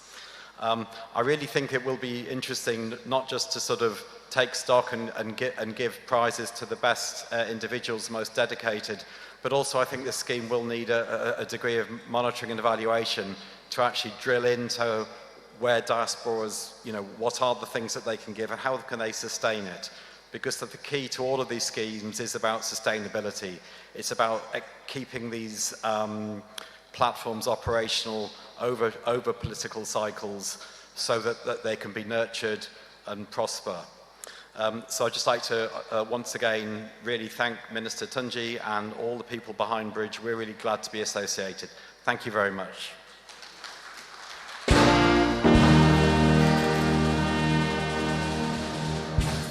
Thank you. Keeping it straight, short, and simple. We now invite the chief host of today's diaspora engagement, the Honorable Minister of Education, Dr. Maruf Tunji Alausa. Sir, come up here. Thank you very much.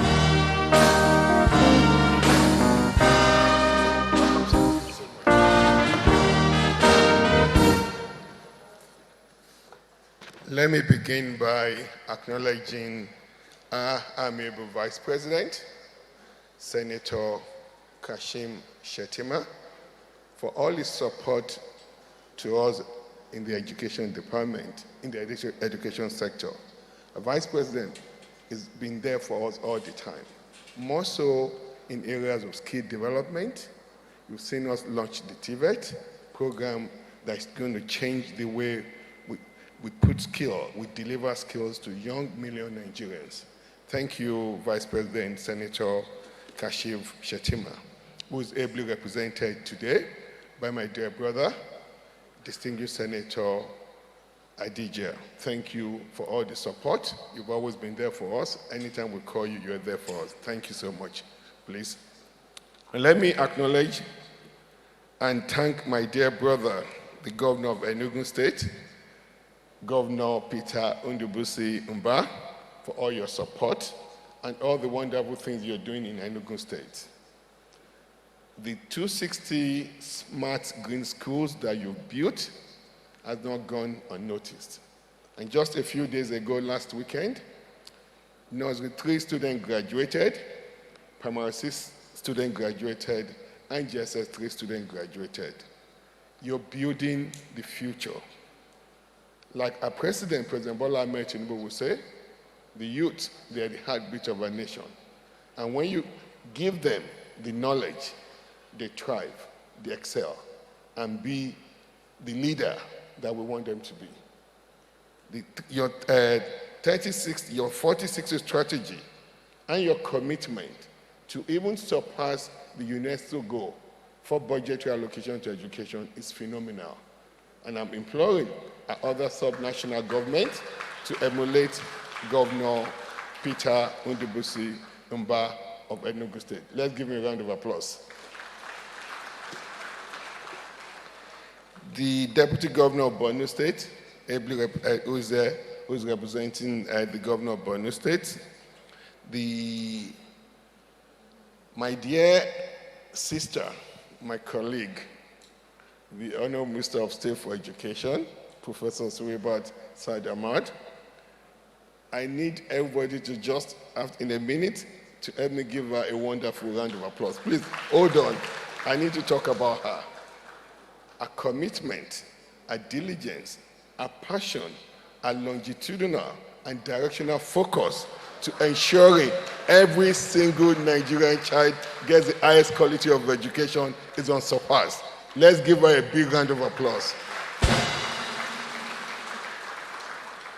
To my colleagues that are here, Coordinating Minister for Health, this is the outcome of the work we started together when I was with you at the Ministry of Health.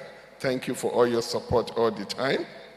And to our Innovation, Science and Technology Minister, my dear brother, Honorable Minister Uche Ndaji, your focus in changing our entire economy to ensure that innovation and science becomes front and center is not unnoticed.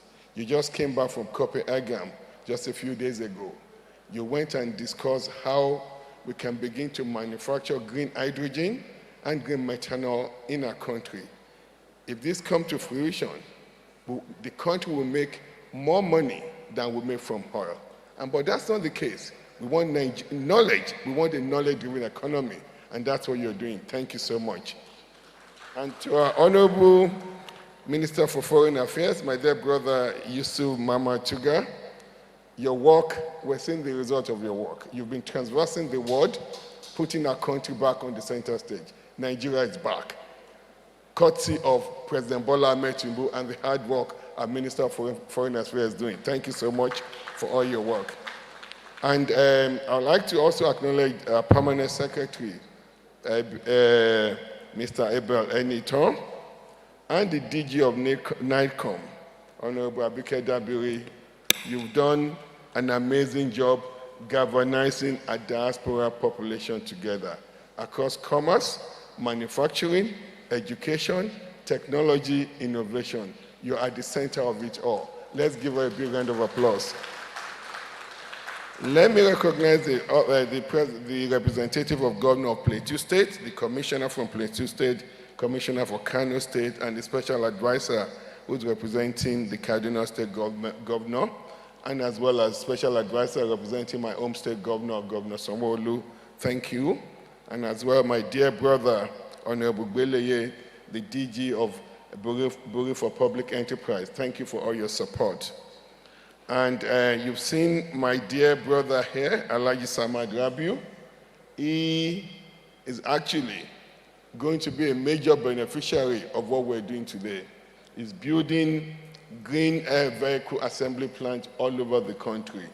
It's promised to take as many people that we can give him after our TVET students graduate. Thank you so much. He said he will take about 1,000 students, TVET graduate in his companies. Thank you so much. We already have jobs already for them before they even start their training. And all our directors at the Federal Ministry of Education, thank you, head of agencies that are here today. And more importantly, our vice chancellors, our rectors, and the provost of our colleges of education. You are the one why we're here today. We need to provide you all the resources that you need to continue to do your work and do it very well. Thank you for all the support and all in the last several months. And also all the professors and lecturers that are here, the professors and lecturers of our universities, polytechnics, and colleges of education. We're here to support you and will continue to support you.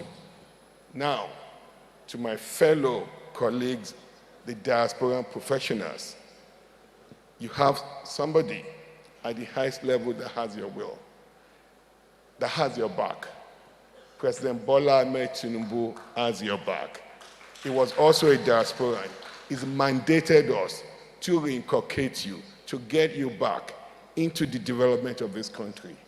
So, we are here to support you, and this bridge is a game changer. I've gone to many of your meetings in the last 2 years. You're yearning to come back and serve your fatherland, to serve your country. We heard you, and now we're here today. This is for you. And thank you for coming out in droves to support this program. That shows your determination and your dedication to your country. Let's give them a round of applause, please. And to all our students across our tertiary institutions that will benefit from this, we encourage you to use this. This will help put you in a competitive part, and you will be able to compete with any student in the world. And you know, we have a president that believes so much in human capital development. And when you talk about human capital development, what are you talking about? Education, health, and social protection. Today, we have a president that is giving us the maximum political support. Not just political support, the president is ensuring that all his campaign promises are actually coming to fruition. Today, we have the highest budgetary allocation to education, to health, and our various social protection programs. Let's give our president, President Bola Tinubu, a very warm round of applause. Our development partners present, private sectors, members of the press, ladies and gentlemen. It is with profound honor and national pride that I welcome you all to this historic occasion, the official launch of the Diaspora Bridge Initiative, an innovative platform established by the Federal Ministry of Education to strategically mobilize Nigerian global talent pool for national transformation. Today underscores the premium which the administration of President Bola Ahmed Tinubu, GCFR, places on education, innovation, and urgent tasks for our national rebirth. Bridge is not merely a project, it is a flagship initiative that gives practical expression to the renewed hope agenda, an agenda that seeks to unlock the full potential of Nigeria human capital by deploying knowledge, technology, and purposeful partnership. As a medical doctor who was trained here in Nigeria, practiced globally, and now returned home to serve, I understand deeply the immense value that diaspora professionals represent. Today, with bridging research, innovation, development, and global engagement, we are institutionalizing a framework for structured engagement of Nigerian professionals in diaspora with our universities, polytechnics, colleges of education, and research institutions. This initiative is laser focused on a national priority, particularly science, technology, engineering, mathematics, and medical sciences, STEM with 2 M's. These disciplines form the cornerstone of Nigeria's 21st century development aspirations. Whether it is developing vaccines, pioneering clean energy solutions in areas of food security, or preparing our youth for digital economy, STEM is the key, and STEM is the answer.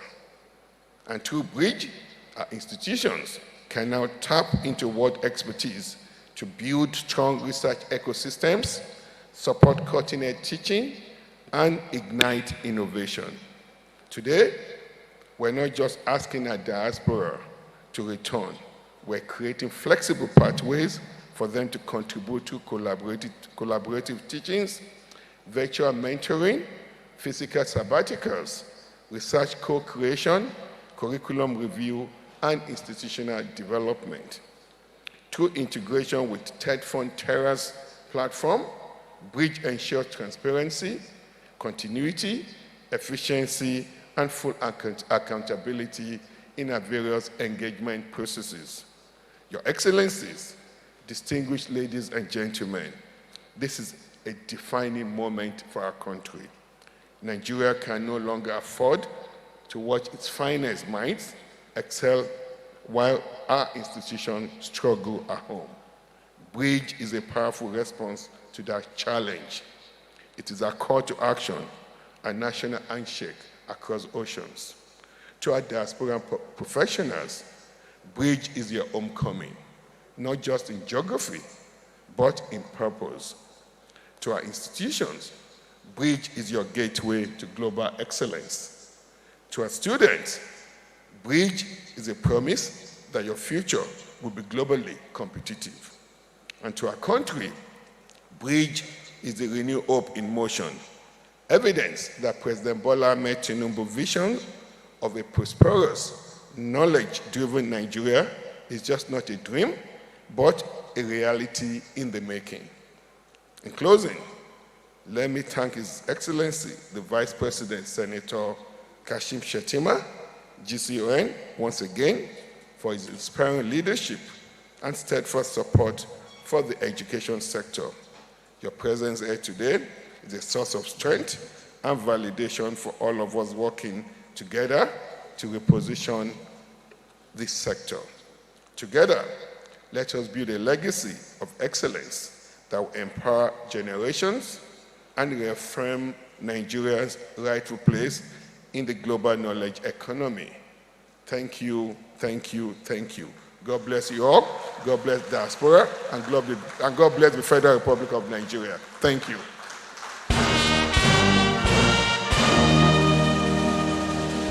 I believe we can make that applause a bit louder for the innovative Honorable Minister of Education. Thank you very much, Honorable Minister. That is taking us places across the globe. Very distinguished ladies and gentlemen, artificial intelligence is no longer a future aspiration. It is a present tool to transformation. At this time, we will now welcome Engineer Diapora Charles Abo to speak on how AI can revolutionize Nigeria's higher education landscape. Please put your hands together for him as he comes forward for 5 minutes. Thank you very much.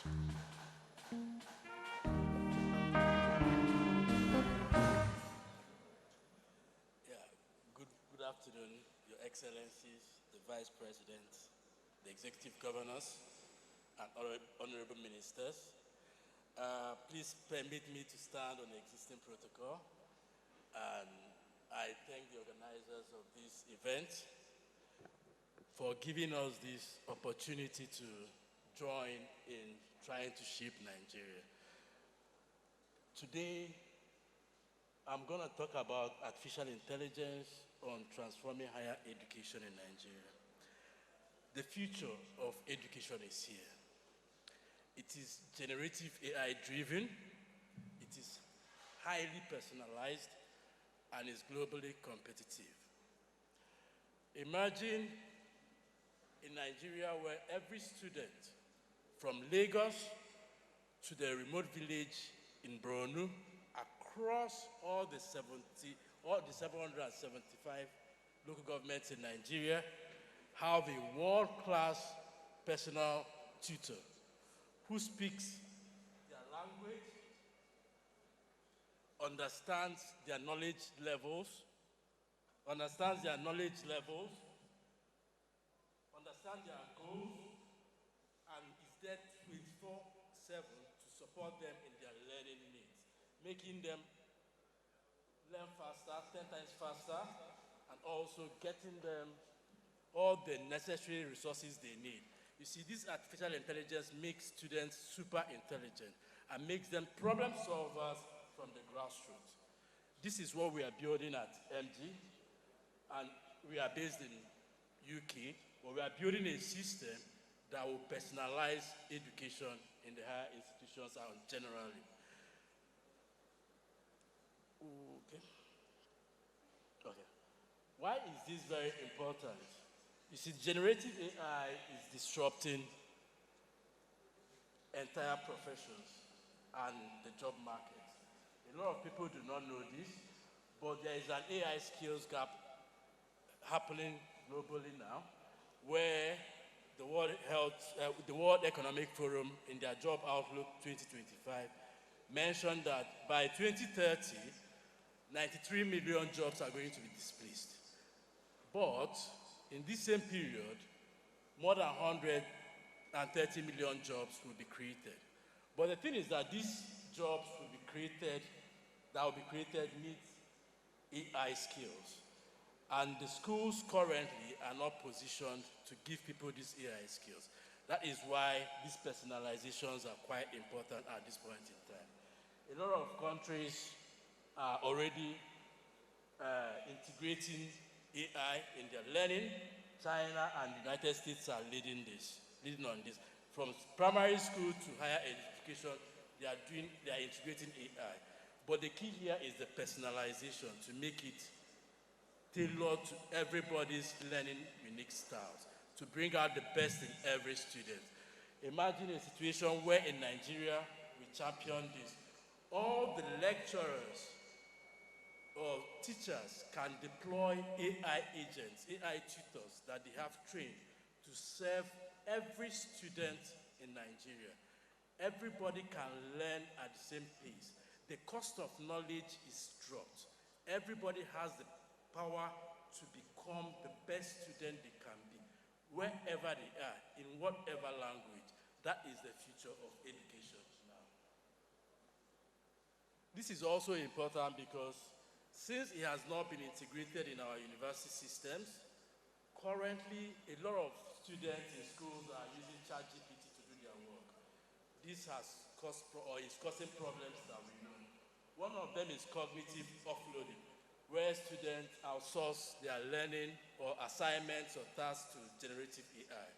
What it does is that it stops them from doing critical thinking. And also when they submit these reports, it seems okay. It's good, sometimes lecturers miss it and pass it. But the key thing is that it's causing superficial understanding when they really don't understand what they're doing. There is a study that MIT did this year where they brought in people that were using ChatGPT to do assignments, and other people, the other group does not use ChatGPT. At the end of the day, the people that use ChatGPT, their writing was excellent and they did very well. But when it was time to present what they did, they could not remember any single thing that they did. So that is the problem, and if it is not checked now, the artificial intelligence will actually be a problem in our education system. So it causes another problem, which is memory retention. And overall, it will, in the near future, cause a lot of dulling of the brain. I personally have seen this happen because I use generative AI a lot and we build a lot of solutions. When you use it, it helps you do a lot of work, but it may make you stop using your cognitive abilities. Another issue that it causes when it's not integrated in schools is what we call generative AI. No matter how good it becomes in the next few years, it can never do what teachers do. It can never have that emotional intelligence. So this is the time that teachers, lecturers, universities have to play a key role in the future of education. Because if the teachers do not know how to use these AI tools, our students will use AI however they want it, and it will cause the problems we discussed before. So teachers are equipped. Our tool helps teachers to also gives them the tools they need to teach their students. But teachers need to, the AI cannot capture emotional intelligence that teachers can offer to students. What the teachers should be doing is just motivating students, mentoring them, and helping them to achieve their goal. Okay, so the way we design our system is based on core principles for students and also the other one for teachers. NTI is hyper-personalized, it tailors to every student's needs, and we do something we call reinforced learning, where we use spaced repetition to make sure that help students retain their knowledge in whatever they are reading. What NTI does is simple: help people learn 10 times faster and become experts in any field. And with that, we have a multimodal delivery system where the AI can create, it's meant to ensure that everybody learns in their unique learning style. So whether you are visual or auditory, text-based, it creates all kind of content for you. But at the foundation of it is what it does with teachers. Teachers, when trained on this, they can use it to now tailor learning to all the students and also scale the personalization for students across Nigeria. And we can champion this in Africa. And it also removes the workforce for teachers, like generating content, learning materials. This can now be automated, and also assessments and review. I used to be a lecturer in the Montfort University. One of the reasons I left was the heavy task of assessment, and maybe to further my profession though. But in the UK, 44% of lecturers or teachers generally are leaving because of assessment.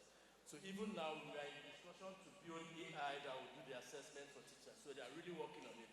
So this is to make the work of the teachers easy. And if you integrate it in the universities in Nigeria, we believe that you will create students that will be problem solvers. I see a period where with artificial intelligence, we can solve all the rudimentary problems in Nigeria, in our local governments, in our towns, in our societies. The cost of knowledge has dropped, and we are building a personalized learning partner to help students, to help schools build students of the future. Thank you.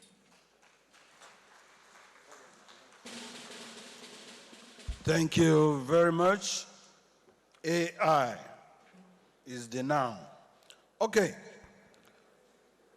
Next, and the real thing now, we have special remarks by the guest of honor, His Excellency the Vice President Kashim Shettima, GCON, here represented by the Deputy Chief of Staff to the President, Office of the Vice President, Senator Ibrahim Hassan Hadeja.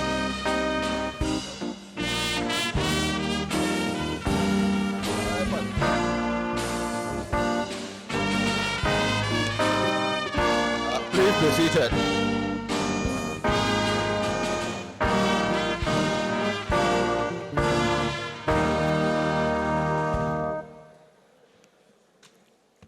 Thank you very much. Your Excellency, the Governor of Enugu State, Peter Ndubuisi Mba, Your Excellency, the Governor of Borno State, who is represented here by his Deputy Governor, His Excellency Omar Usman Kadafur, the representatives of the governors of Kaduna, Lagos, and Plateau states, my brother, the Minister of Education, Dr. Maruf Tunji Alausa, and his Minister of State, Professor Suwaiba Ahmad, the Coordinating Minister of Health and Social Welfare, Professor Mohammed Ali Pate, the Minister of Foreign Affairs, Ambassador Yusuf Maitama Tuga, the Minister of Science, Technology and Innovation, Chief Uche Geoffrey Naji, the Permanent Secretary in the Ministry of Education, Mr. Abel Eniton, the Director General of the Diaspora Commission, Honorable Abike Dabri, members of the Diplomatic Corps, respected academics, our partners in the diaspora, other representatives of government agencies, ladies and gentlemen. I'm here to represent His Excellency the Vice President, who was actually personally involved in the build-up to this event and actually worked towards setting what he thought would be a very suitable date. But unfortunately, he had to leave for Addis Ababa yesterday to attend the United Nations Food Systems Summit in his capacity as chairman of the Presidential Task Force on Food Security. He sends his apologies and extends his warmest wishes and has asked me to read his speech. Before I do that, I would just like to re-echo Abike Dabri's comment on President Bola Ahmed Tinubu's initiative in kicking off the diaspora. This is essentially the second bridge. If you look at the fact that a good chunk of the cabinet of President Bola Ahmed Tinubu is actually from the diaspora. And incidentally, I think this impacts all the four ministers present here. The more well-known ones are, of course, Professor Pate, who was shuffling between DC and Boston and was on his way to Geneva when he was called to serve. And then, of course, Dr. Alausa himself came directly from Chicago to Abuja. Honorable Ambassador Yusuf Tuga was serving out his second term as ambassador to Germany when he was also called to serve. But a lot of people did not know that even Chief Naji is equally at home in Miami as he is in Enugu. So, so I think we should absolutely recognize the President's drive and foresight in picking out the best from the diaspora to come and help him achieve his objectives. Distinguished guests, it is both an honor and a privilege to stand before you today at the unveiling of a landmark initiative, the Diaspora Bridge Program, a bold and strategic mechanism crafted by the Federal Ministry of Education to reconnect, realign, and reimagine the power of Nigerian intellect and expertise around the world. Bridge is not just another government program. It is a symbol of restored trust, a framework for renewed partnership, and a strategic pillar in President Bola Ahmed Tinubu's renewable agenda. For too long, the collaboration between Nigerian-based professionals and our brothers and sisters in the diaspora has been fragmented by distance, by bureaucracy, and perhaps most critically by a deficit of trust. Today, through Bridge, we are laying the foundation to repair that trust with intentionality, transparency, and inclusivity. This program recognizes a simple truth, that Nigeria's greatest asset is its people, both at home and abroad. Our scholars, scientists, technologists, teachers, doctors, and innovators are scattered across the globe, achieving great things and raising the Nigerian flag high in every corner of the world.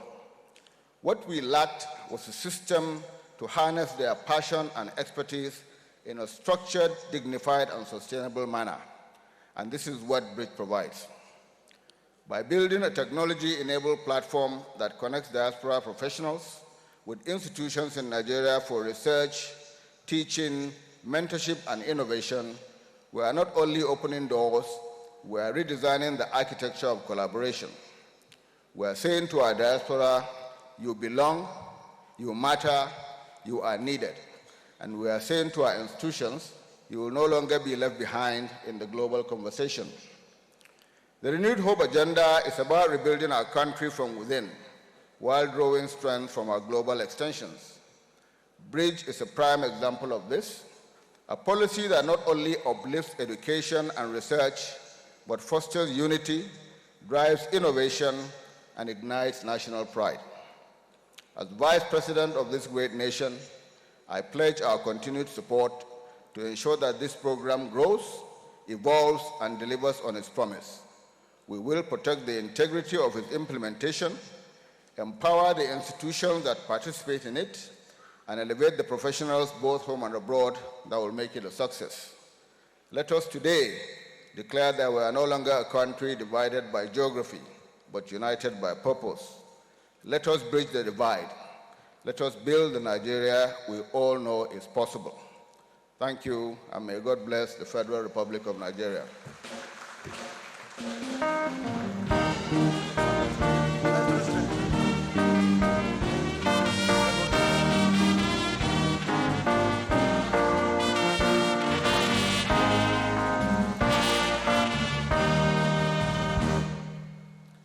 Thank you. A good round of applause to the Vice President, Federal Republic of Nigeria, His Excellency Kashim Shettima, GCON, Deputy Chief of Staff to the President, Office of the Vice President, Senator Ibrahim Hassan Hadija. Sir, well done. Now, unveiling an official launch of the Bridge platform. Please, front row, join the Vice President upstage. Just the front row alone. Front row alone.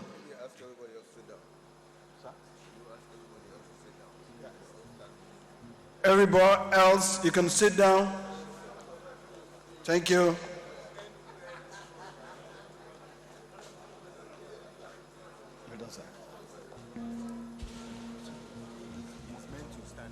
Shall we look? Go with the click there.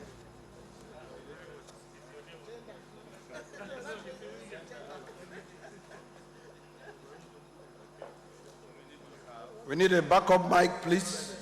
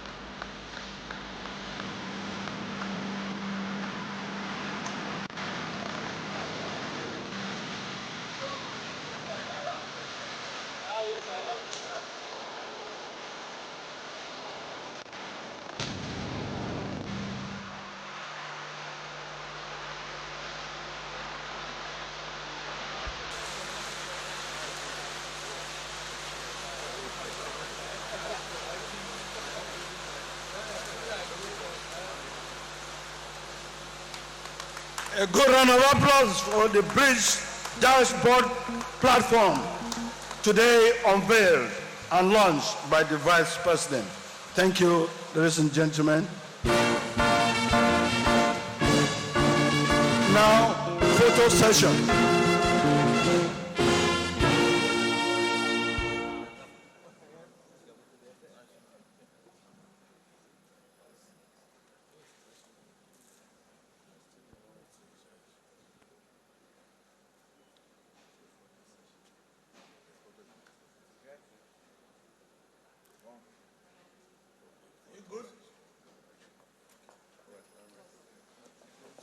Thank you very much.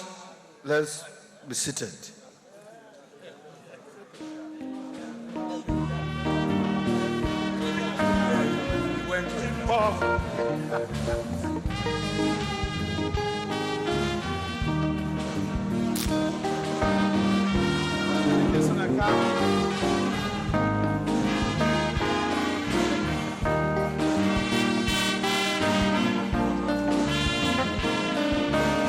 All right, thank you.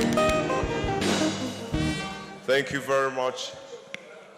While the special guest of honor will be taking his leave, will be entertained in a short while by the cultural troupe. I invite them now to come on stage for their presentation. Please, a round of applause for the cultural troupe as they come on stage. Thank you very much.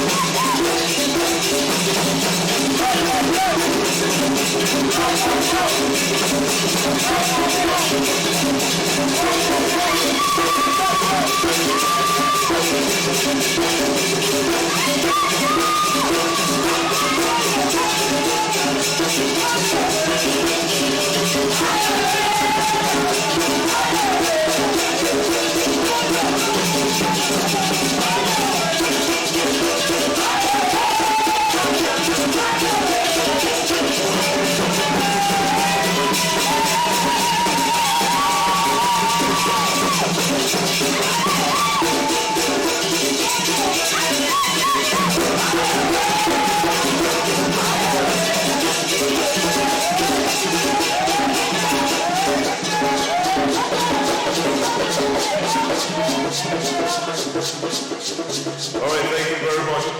They're going to continue with your presentation, but I just want to make a quick announcement that we should please sit down in the hall. I've just been reliably informed that lunch will soon be served, so please just sit in the hall, and once I have that information, I will share it across to you. Thank you very much for your patience. Thank you.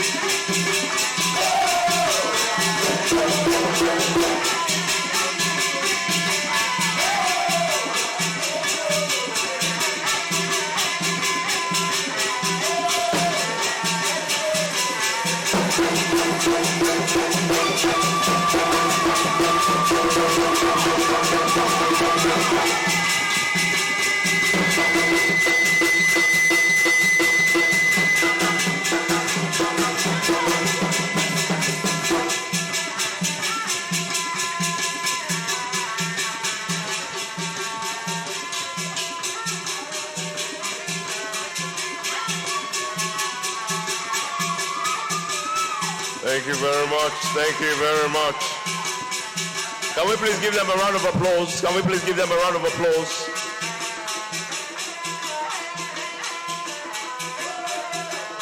Thank you very much.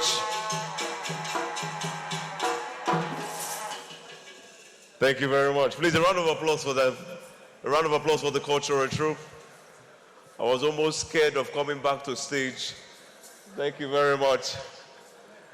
Very distinguished ladies and gentlemen, permit me to recognize the presence of the stakeholders engagement and SLA, stakeholders engagement and mobilization of the President of the Senate, Mr. Femi Odere, is in the house. Please, a round of applause for him. Thank you very much for coming.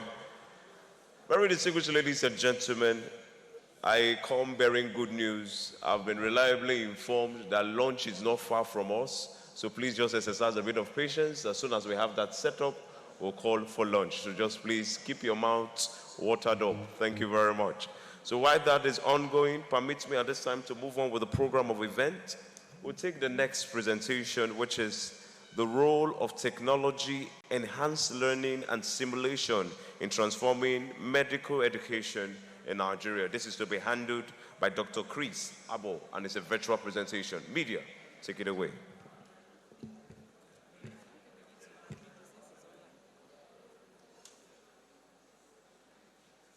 Federal Republic of Nigeria, Honorable Minister for Education, distinguished executive members of the Council present, head of our states, distinguished guests, ladies and gentlemen.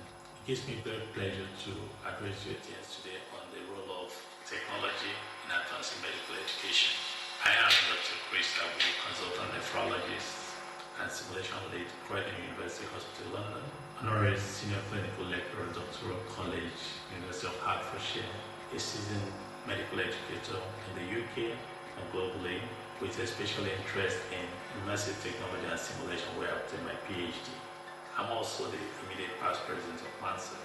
The concept of technology and advancing medical education focuses on technology-enhanced learning, immersive technology and simulation. The bedrock of technology in advancing medical education is simulation, which is an area that I'm very, very passionate about, and it has to do with training.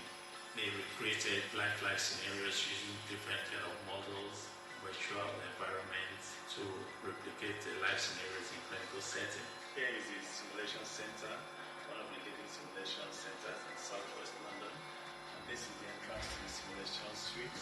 We're entering into the simulation zone. Simulation corridor all through the end. Both floors is simulation room, and we have area 1, 2, 3. We have one section for pediatrics. Here we enter the pediatric simulation room. In here we have neonatal resource drawing, which we have Sim Baby. You can see the flexibility. This is the most recent high fidelity Sim Baby that we have. Also we have a different monitor that monitor the story. This is a neonate. We also have another short trolley for units as well here. And this is a trolley for bigger grown-up babies over here. And we're entering into the control room, which is the engine room where most of the simulation programming and control and different aspects happen. If you look at the simulation room, we have cameras located on top of this, and this is connected to the simulation briefing zone. And then we're going to enter the control room where our technician will just tell us how it works. Inside here we have the control room, which will be divided into two. We have the main adult sim, which is on the left-hand side, shows us two-way mirror. And on the right-hand side, again, you have the pediatric side, which you've just seen. In here, we will control all simulations throughout the center and allow us to be able to project into any room to allow them to be trained, to be facilitated, so they'll be able to learn at the same time. We have two sets of sim man. We have the male and the female here. So what we do is that depending on the case we are trying to simulate, we can do surgical cases, orthopedics, deteriorating patients. So whatever it is, we recreate that by presenting that. So we'll prepare the individual mannequins. So these are the high fidelity sim-man that we use. They can bridge, they can talk. Once we start the program, if you listen to the chest, you'll be able to get the breast sounds.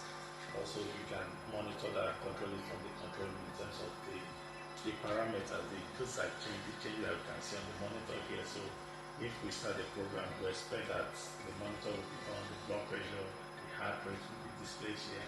Now we control them, this control. Once we program it, and we'll be able to use that to create different scenarios: acute abdomen, acute myocardial infarction, trauma, GI bleeds, just name it, any kind of medical, surgical.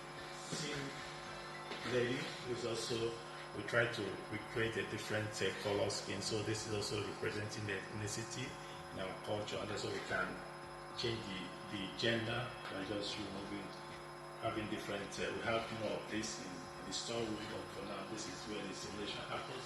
And one is the briefing area where we can normally stay. We can work it on the screen, and then we normally set it up as a briefing room. People will see that what is going on in the simulation zone. Area 2 and area 3, which is up to the end of the corridor there. At times we do have out of hospital simulation, so we have a camera set up to the right from the beginning. So if we have patients or relative bringing to the hospital, the good thing about the location of the simulation center is in southwest London, and it's a pretty diverse population, so we're addressing health inequality, and we use this also representing the kind of managing signal we have in different color shades, and we use that to recreate different kind of condition that we encounter with the building. All right, thank you very much. Very distinguished ladies and gentlemen, I understand the audio was a bit off in that video, but what we're looking at is the role of technology, enhanced learning, and simulation in transforming medical education here in Nigeria. And we're looking at how to bridge that gap here in Nigeria. So that was what the overview of that video you just watched. We'll move without wasting any much time to the next presentation, and this will be delivered by Professor Abdul Mohammed, and it's on applied chemistry for national development. Please, a round of applause for Professor Abdul as he comes up on stage. A round of applause for him. Can we make this applause a bit louder? Thank you very much. This presentation will go for 5 minutes, and then we'll move to the next presentation. Thank you very much.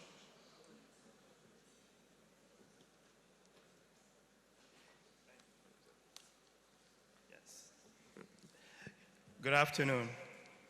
I would like to stand on the existing protocol by also standing on the already established protocol, the Vice President of the Federal Republic of Nigeria, and our Honorable Minister of Education, the Honorable Minister of Education State, Professor Suwaiba Ahmed, and please permit me to stand on currently established protocol. Thank you. So I'll be talking today about applied chemistry for national development. Chemistry is the central science, and it's been known to contribute to a lot of developments that we have currently today that we may not even think so much about, including in areas of healthcare, environmental protection, agriculture, herbicides and pesticides, safe drinking water, and energy and transportation. For instance, these days we think about purchasing electric vehicles. These electric vehicles are powered by lithium-ion batteries, which are developed with a lot of chemistry knowledge. We have safe drinking water. These are protected mainly by chemists, so I'm making sure that we don't have toxins and things of that nature in our drinking water. Make sure that our foods and are also protected in that toxins can be detected in them, and we are protected from those. Similarly, my situation today is to propose something different, a paradigm shift, based on what we've been talking about, using technology, using AI, and so on and so forth, in terms of national development, in terms of making sure we transform our educational system. My proposal is we need to transform our educational system to be more entrepreneurial, to be more innovative, in that instead of us focusing more on rote knowledge, we want to create creative thinkers in our educational system that will translate academic research, for instance, into more useful technologies that will be useful and be developed worldwide. Some of the things that could be done to do this include making sure that our educational system includes entrepreneurial courses, not only just the regular, chemistry courses, for instance, but also students are also allowed to take entrepreneurial courses. And then the teaching methodology is changed to make sure that the teaching methodology is more student-centered, such that students are actually active participants in their knowledge, rather than just regurgitating knowledge. They gain practical knowledge that they can also apply, for instance. Things like project-oriented guided inquiry learning, project-based learning are some of the examples of new innovative teaching technologies. And we should consider that making sure that academic research is translated into commercial ventures is one of the things we actually look at in our educational system. Making sure that we protect intellectual property so that when research ideas are generated in our universities and they are developed into useful technologies, those who develop it actually gain from the development of those useful technologies. All of this should help us to move forward. Now, encourage applied research at universities should be nurtured, and the government should have an industrial policy that promotes developing local technologies rather than focusing on technology transfer. Technology transfer hasn't worked so well. We have the Raw Materials Development Council, which has been trying as much as possible to project raw materials that are available in Nigeria for useful purposes that could be used to develop products and technologies that will be useful for the development of Nigeria.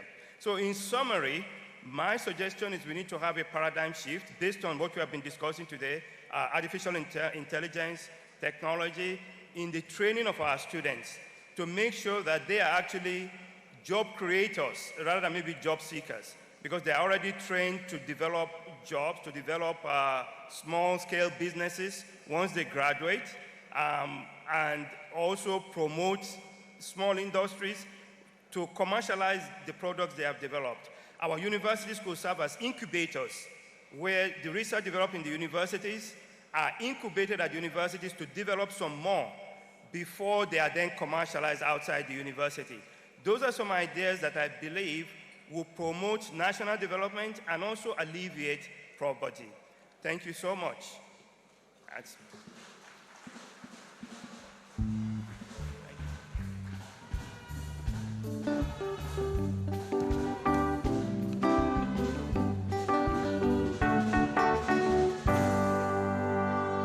Thank you very much, Prof.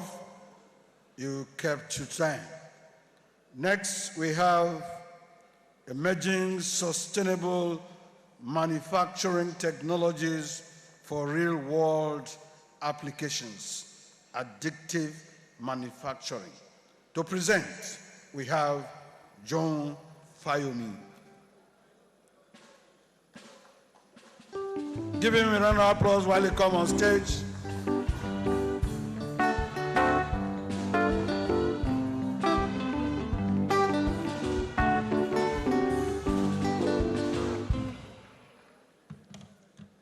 Thank you very much for having me here. Good day, everyone. Your Excellencies present. I want to welcome everyone to this wonderful occasion of Diaspora Bridge Initiative. Dr. Maruf Alausa, thank you very much, Your Honorable Minister, for this wonderful initiative. Also, I want to recognize the presence of my leader, the SSA to the President on Student Engagement. Thank you for joining us. While I was coming this morning, one of our graduates in Diaspora called me and she said, I have an initiative that I want to talk about and I need to talk to the Minister of Education. It's a way of giving back to our homeland. She's based in the USA. And I told her that, see, today we are having the launching of an initiative called Diaspora Bridge. So you are welcome, and the Minister of Education will be ready to accept you anytime you want to engage. Likewise, about a couple of days ago, I went to the NTA, and one question popped up. The question was, what do I think we can do differently to support the educational reform in Nigeria? And I responded that there's already what we call paradigm shift in the educational sector, and the launching of that shift is happening today on the 28th, being initiated by our Honorable Minister. So, and I believe that that question is already been answered today. So, Honorable, once again, thank you for this wonderful initiative. I'm an engineer, and today I'll be talking on the emerging sustainable manufacturing technologies for real-world applications. One thing I would love to mention very quickly is that sustainability is the hallmark for every manufacturing processes. And as we can see, that every now and then, there are different manufacturing processes that are evolving. Why are we having different manufacturing processes? It's simply because we are looking for flexibility, simplicity, sustainability at all costs, and cost effectiveness. Most recently, additive manufacturing, which is a layer-by-layer manufacturing process, is one of the emerging technology that cut across all aspects of life, all areas of engineering. Should we talk about electrical, mechanical, manufacturing, materials, chemical, aerospace, and the likes? So it therefore means, but from all our curriculum, we could see that additive manufacturing has not been fully implemented in most of our curriculum in Nigeria. And my recommendation would be to all the vice chancellors present, we should look into having additive manufacturing into our curriculum. I can see that my alma mater, Federal University of Petroleum Resources, my vice chancellor is here, Professor Agbalagba, and they have started doing something in that area. Personally, I work on developing new methods via additive manufacturing. And I've been able to use what I call directed energy deposition to develop a new class of alloys. And this materials was developed monolithically and heterostructured wide. For the sake of conflict interest, I will not be able to mention this alloy because this alloy is supposed to be patented anytime very soon in my university. For record purpose, I am completing my engineering PhD at RMIT University, Australia.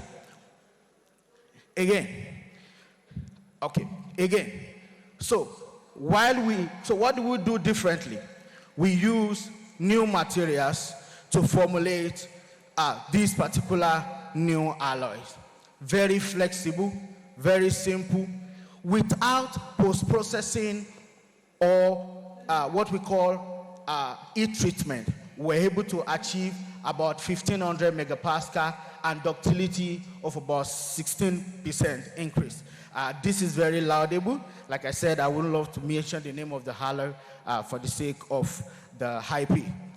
Again, so this is a way of telling us that there are manufacturing processes that can help us to repair parts without wasting time, without wasting resources.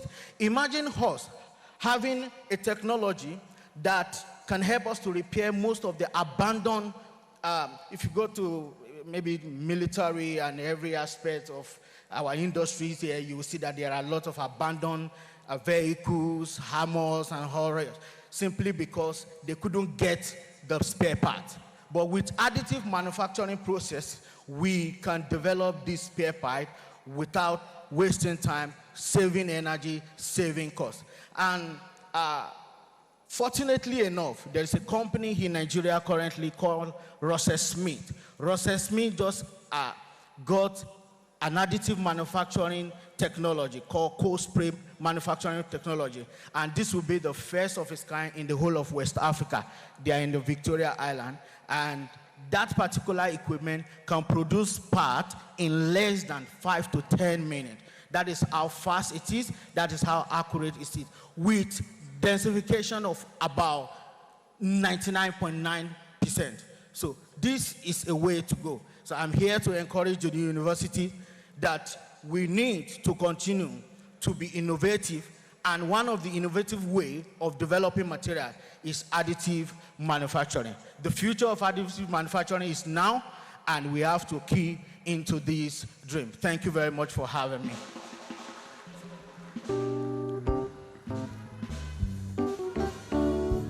Thank you, John Fayomi. Emerging sustainable manufacturing technologies for real-world applications. Additive manufacturing. That is what he just talked about. We are wrapping up. I now call Mr. Abel Eniton, Permanent Secretary, Ministry of Education. Sir, welcome to the stage and wrap up these proceedings.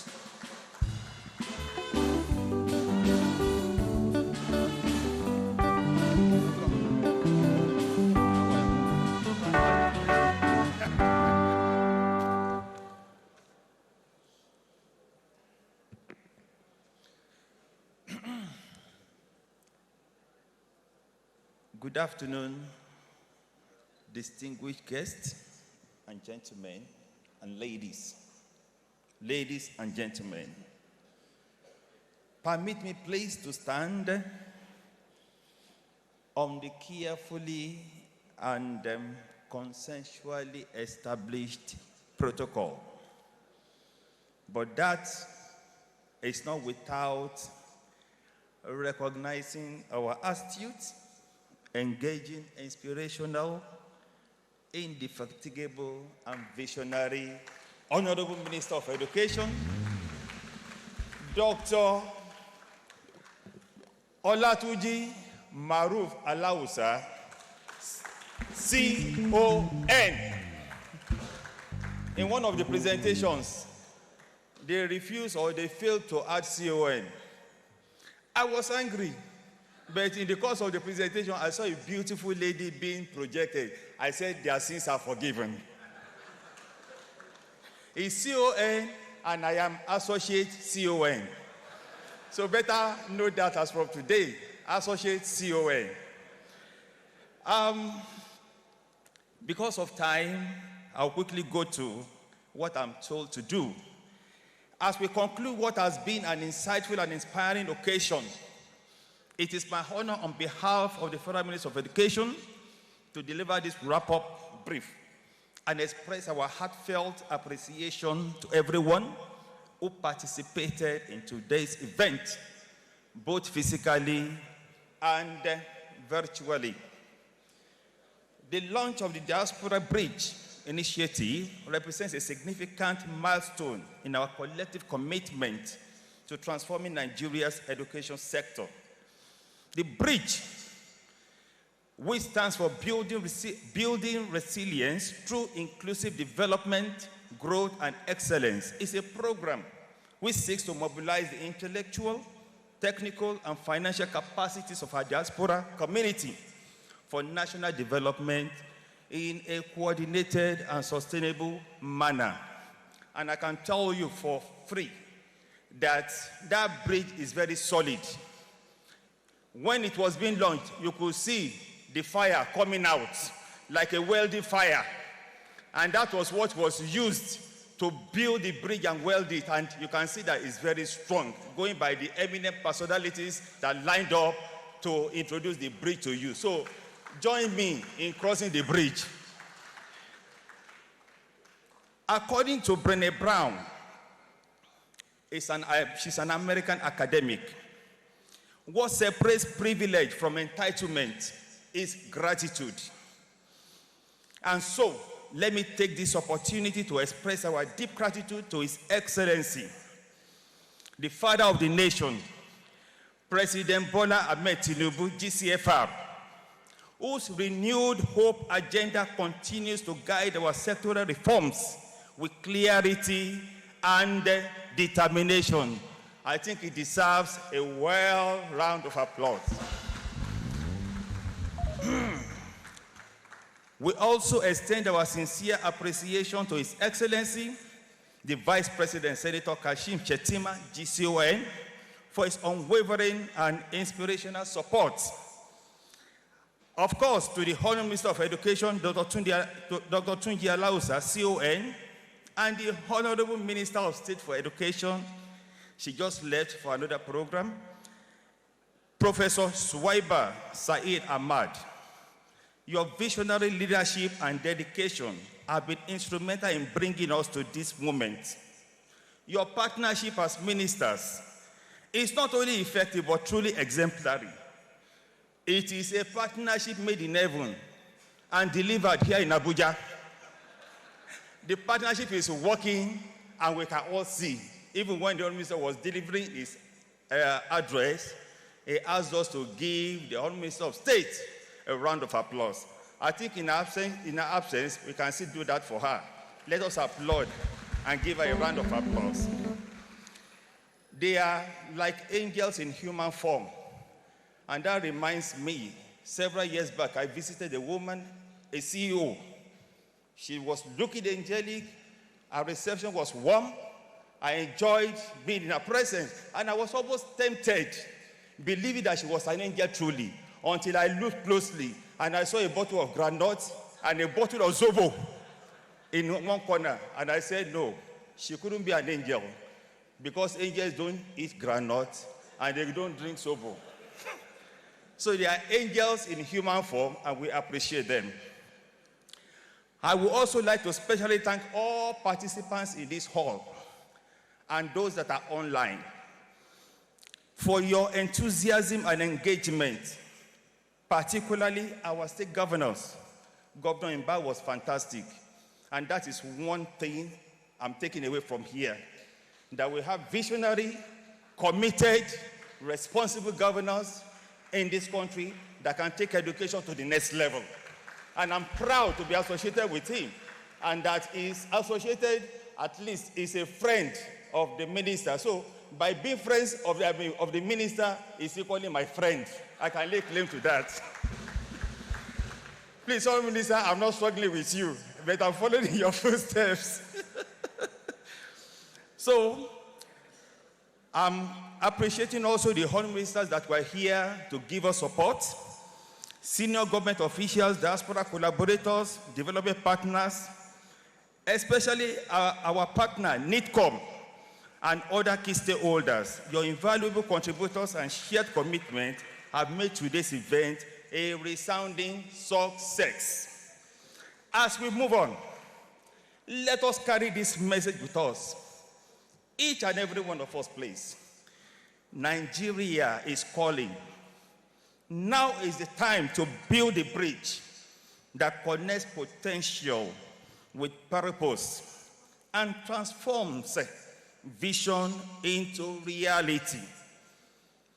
It is our duty to make sure that this dream is sustained, and what we are looking forward to is achieved at the end of the day. It takes you and I to remain committed and to support it for sustainability. May God bless you all, and may God continue to bless the Federal Republic of Nigeria. And on your behalf, I want to thank this interpreter. He has done well. I will shake him now, and he will interpret our shaking to you. He can't use one hand, he can use both hands. Thank them, like this. God bless you all.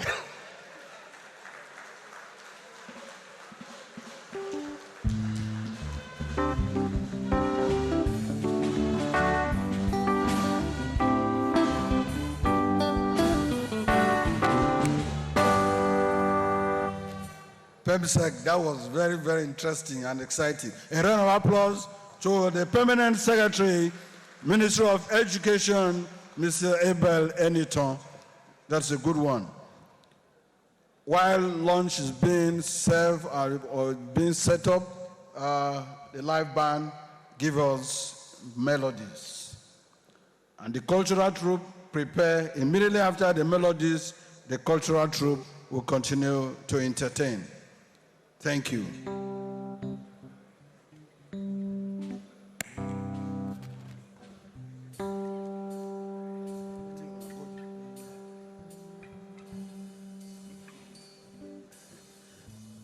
that will also signal end of proceedings today. Thank you.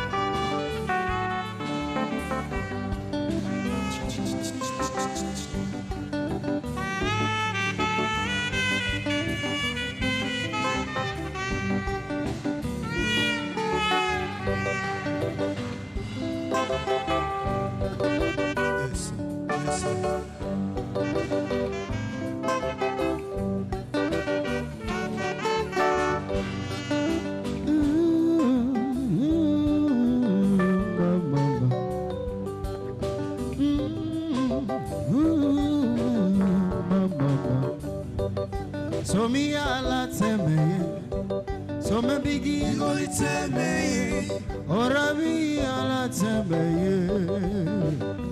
tie tie tie. Yes sir.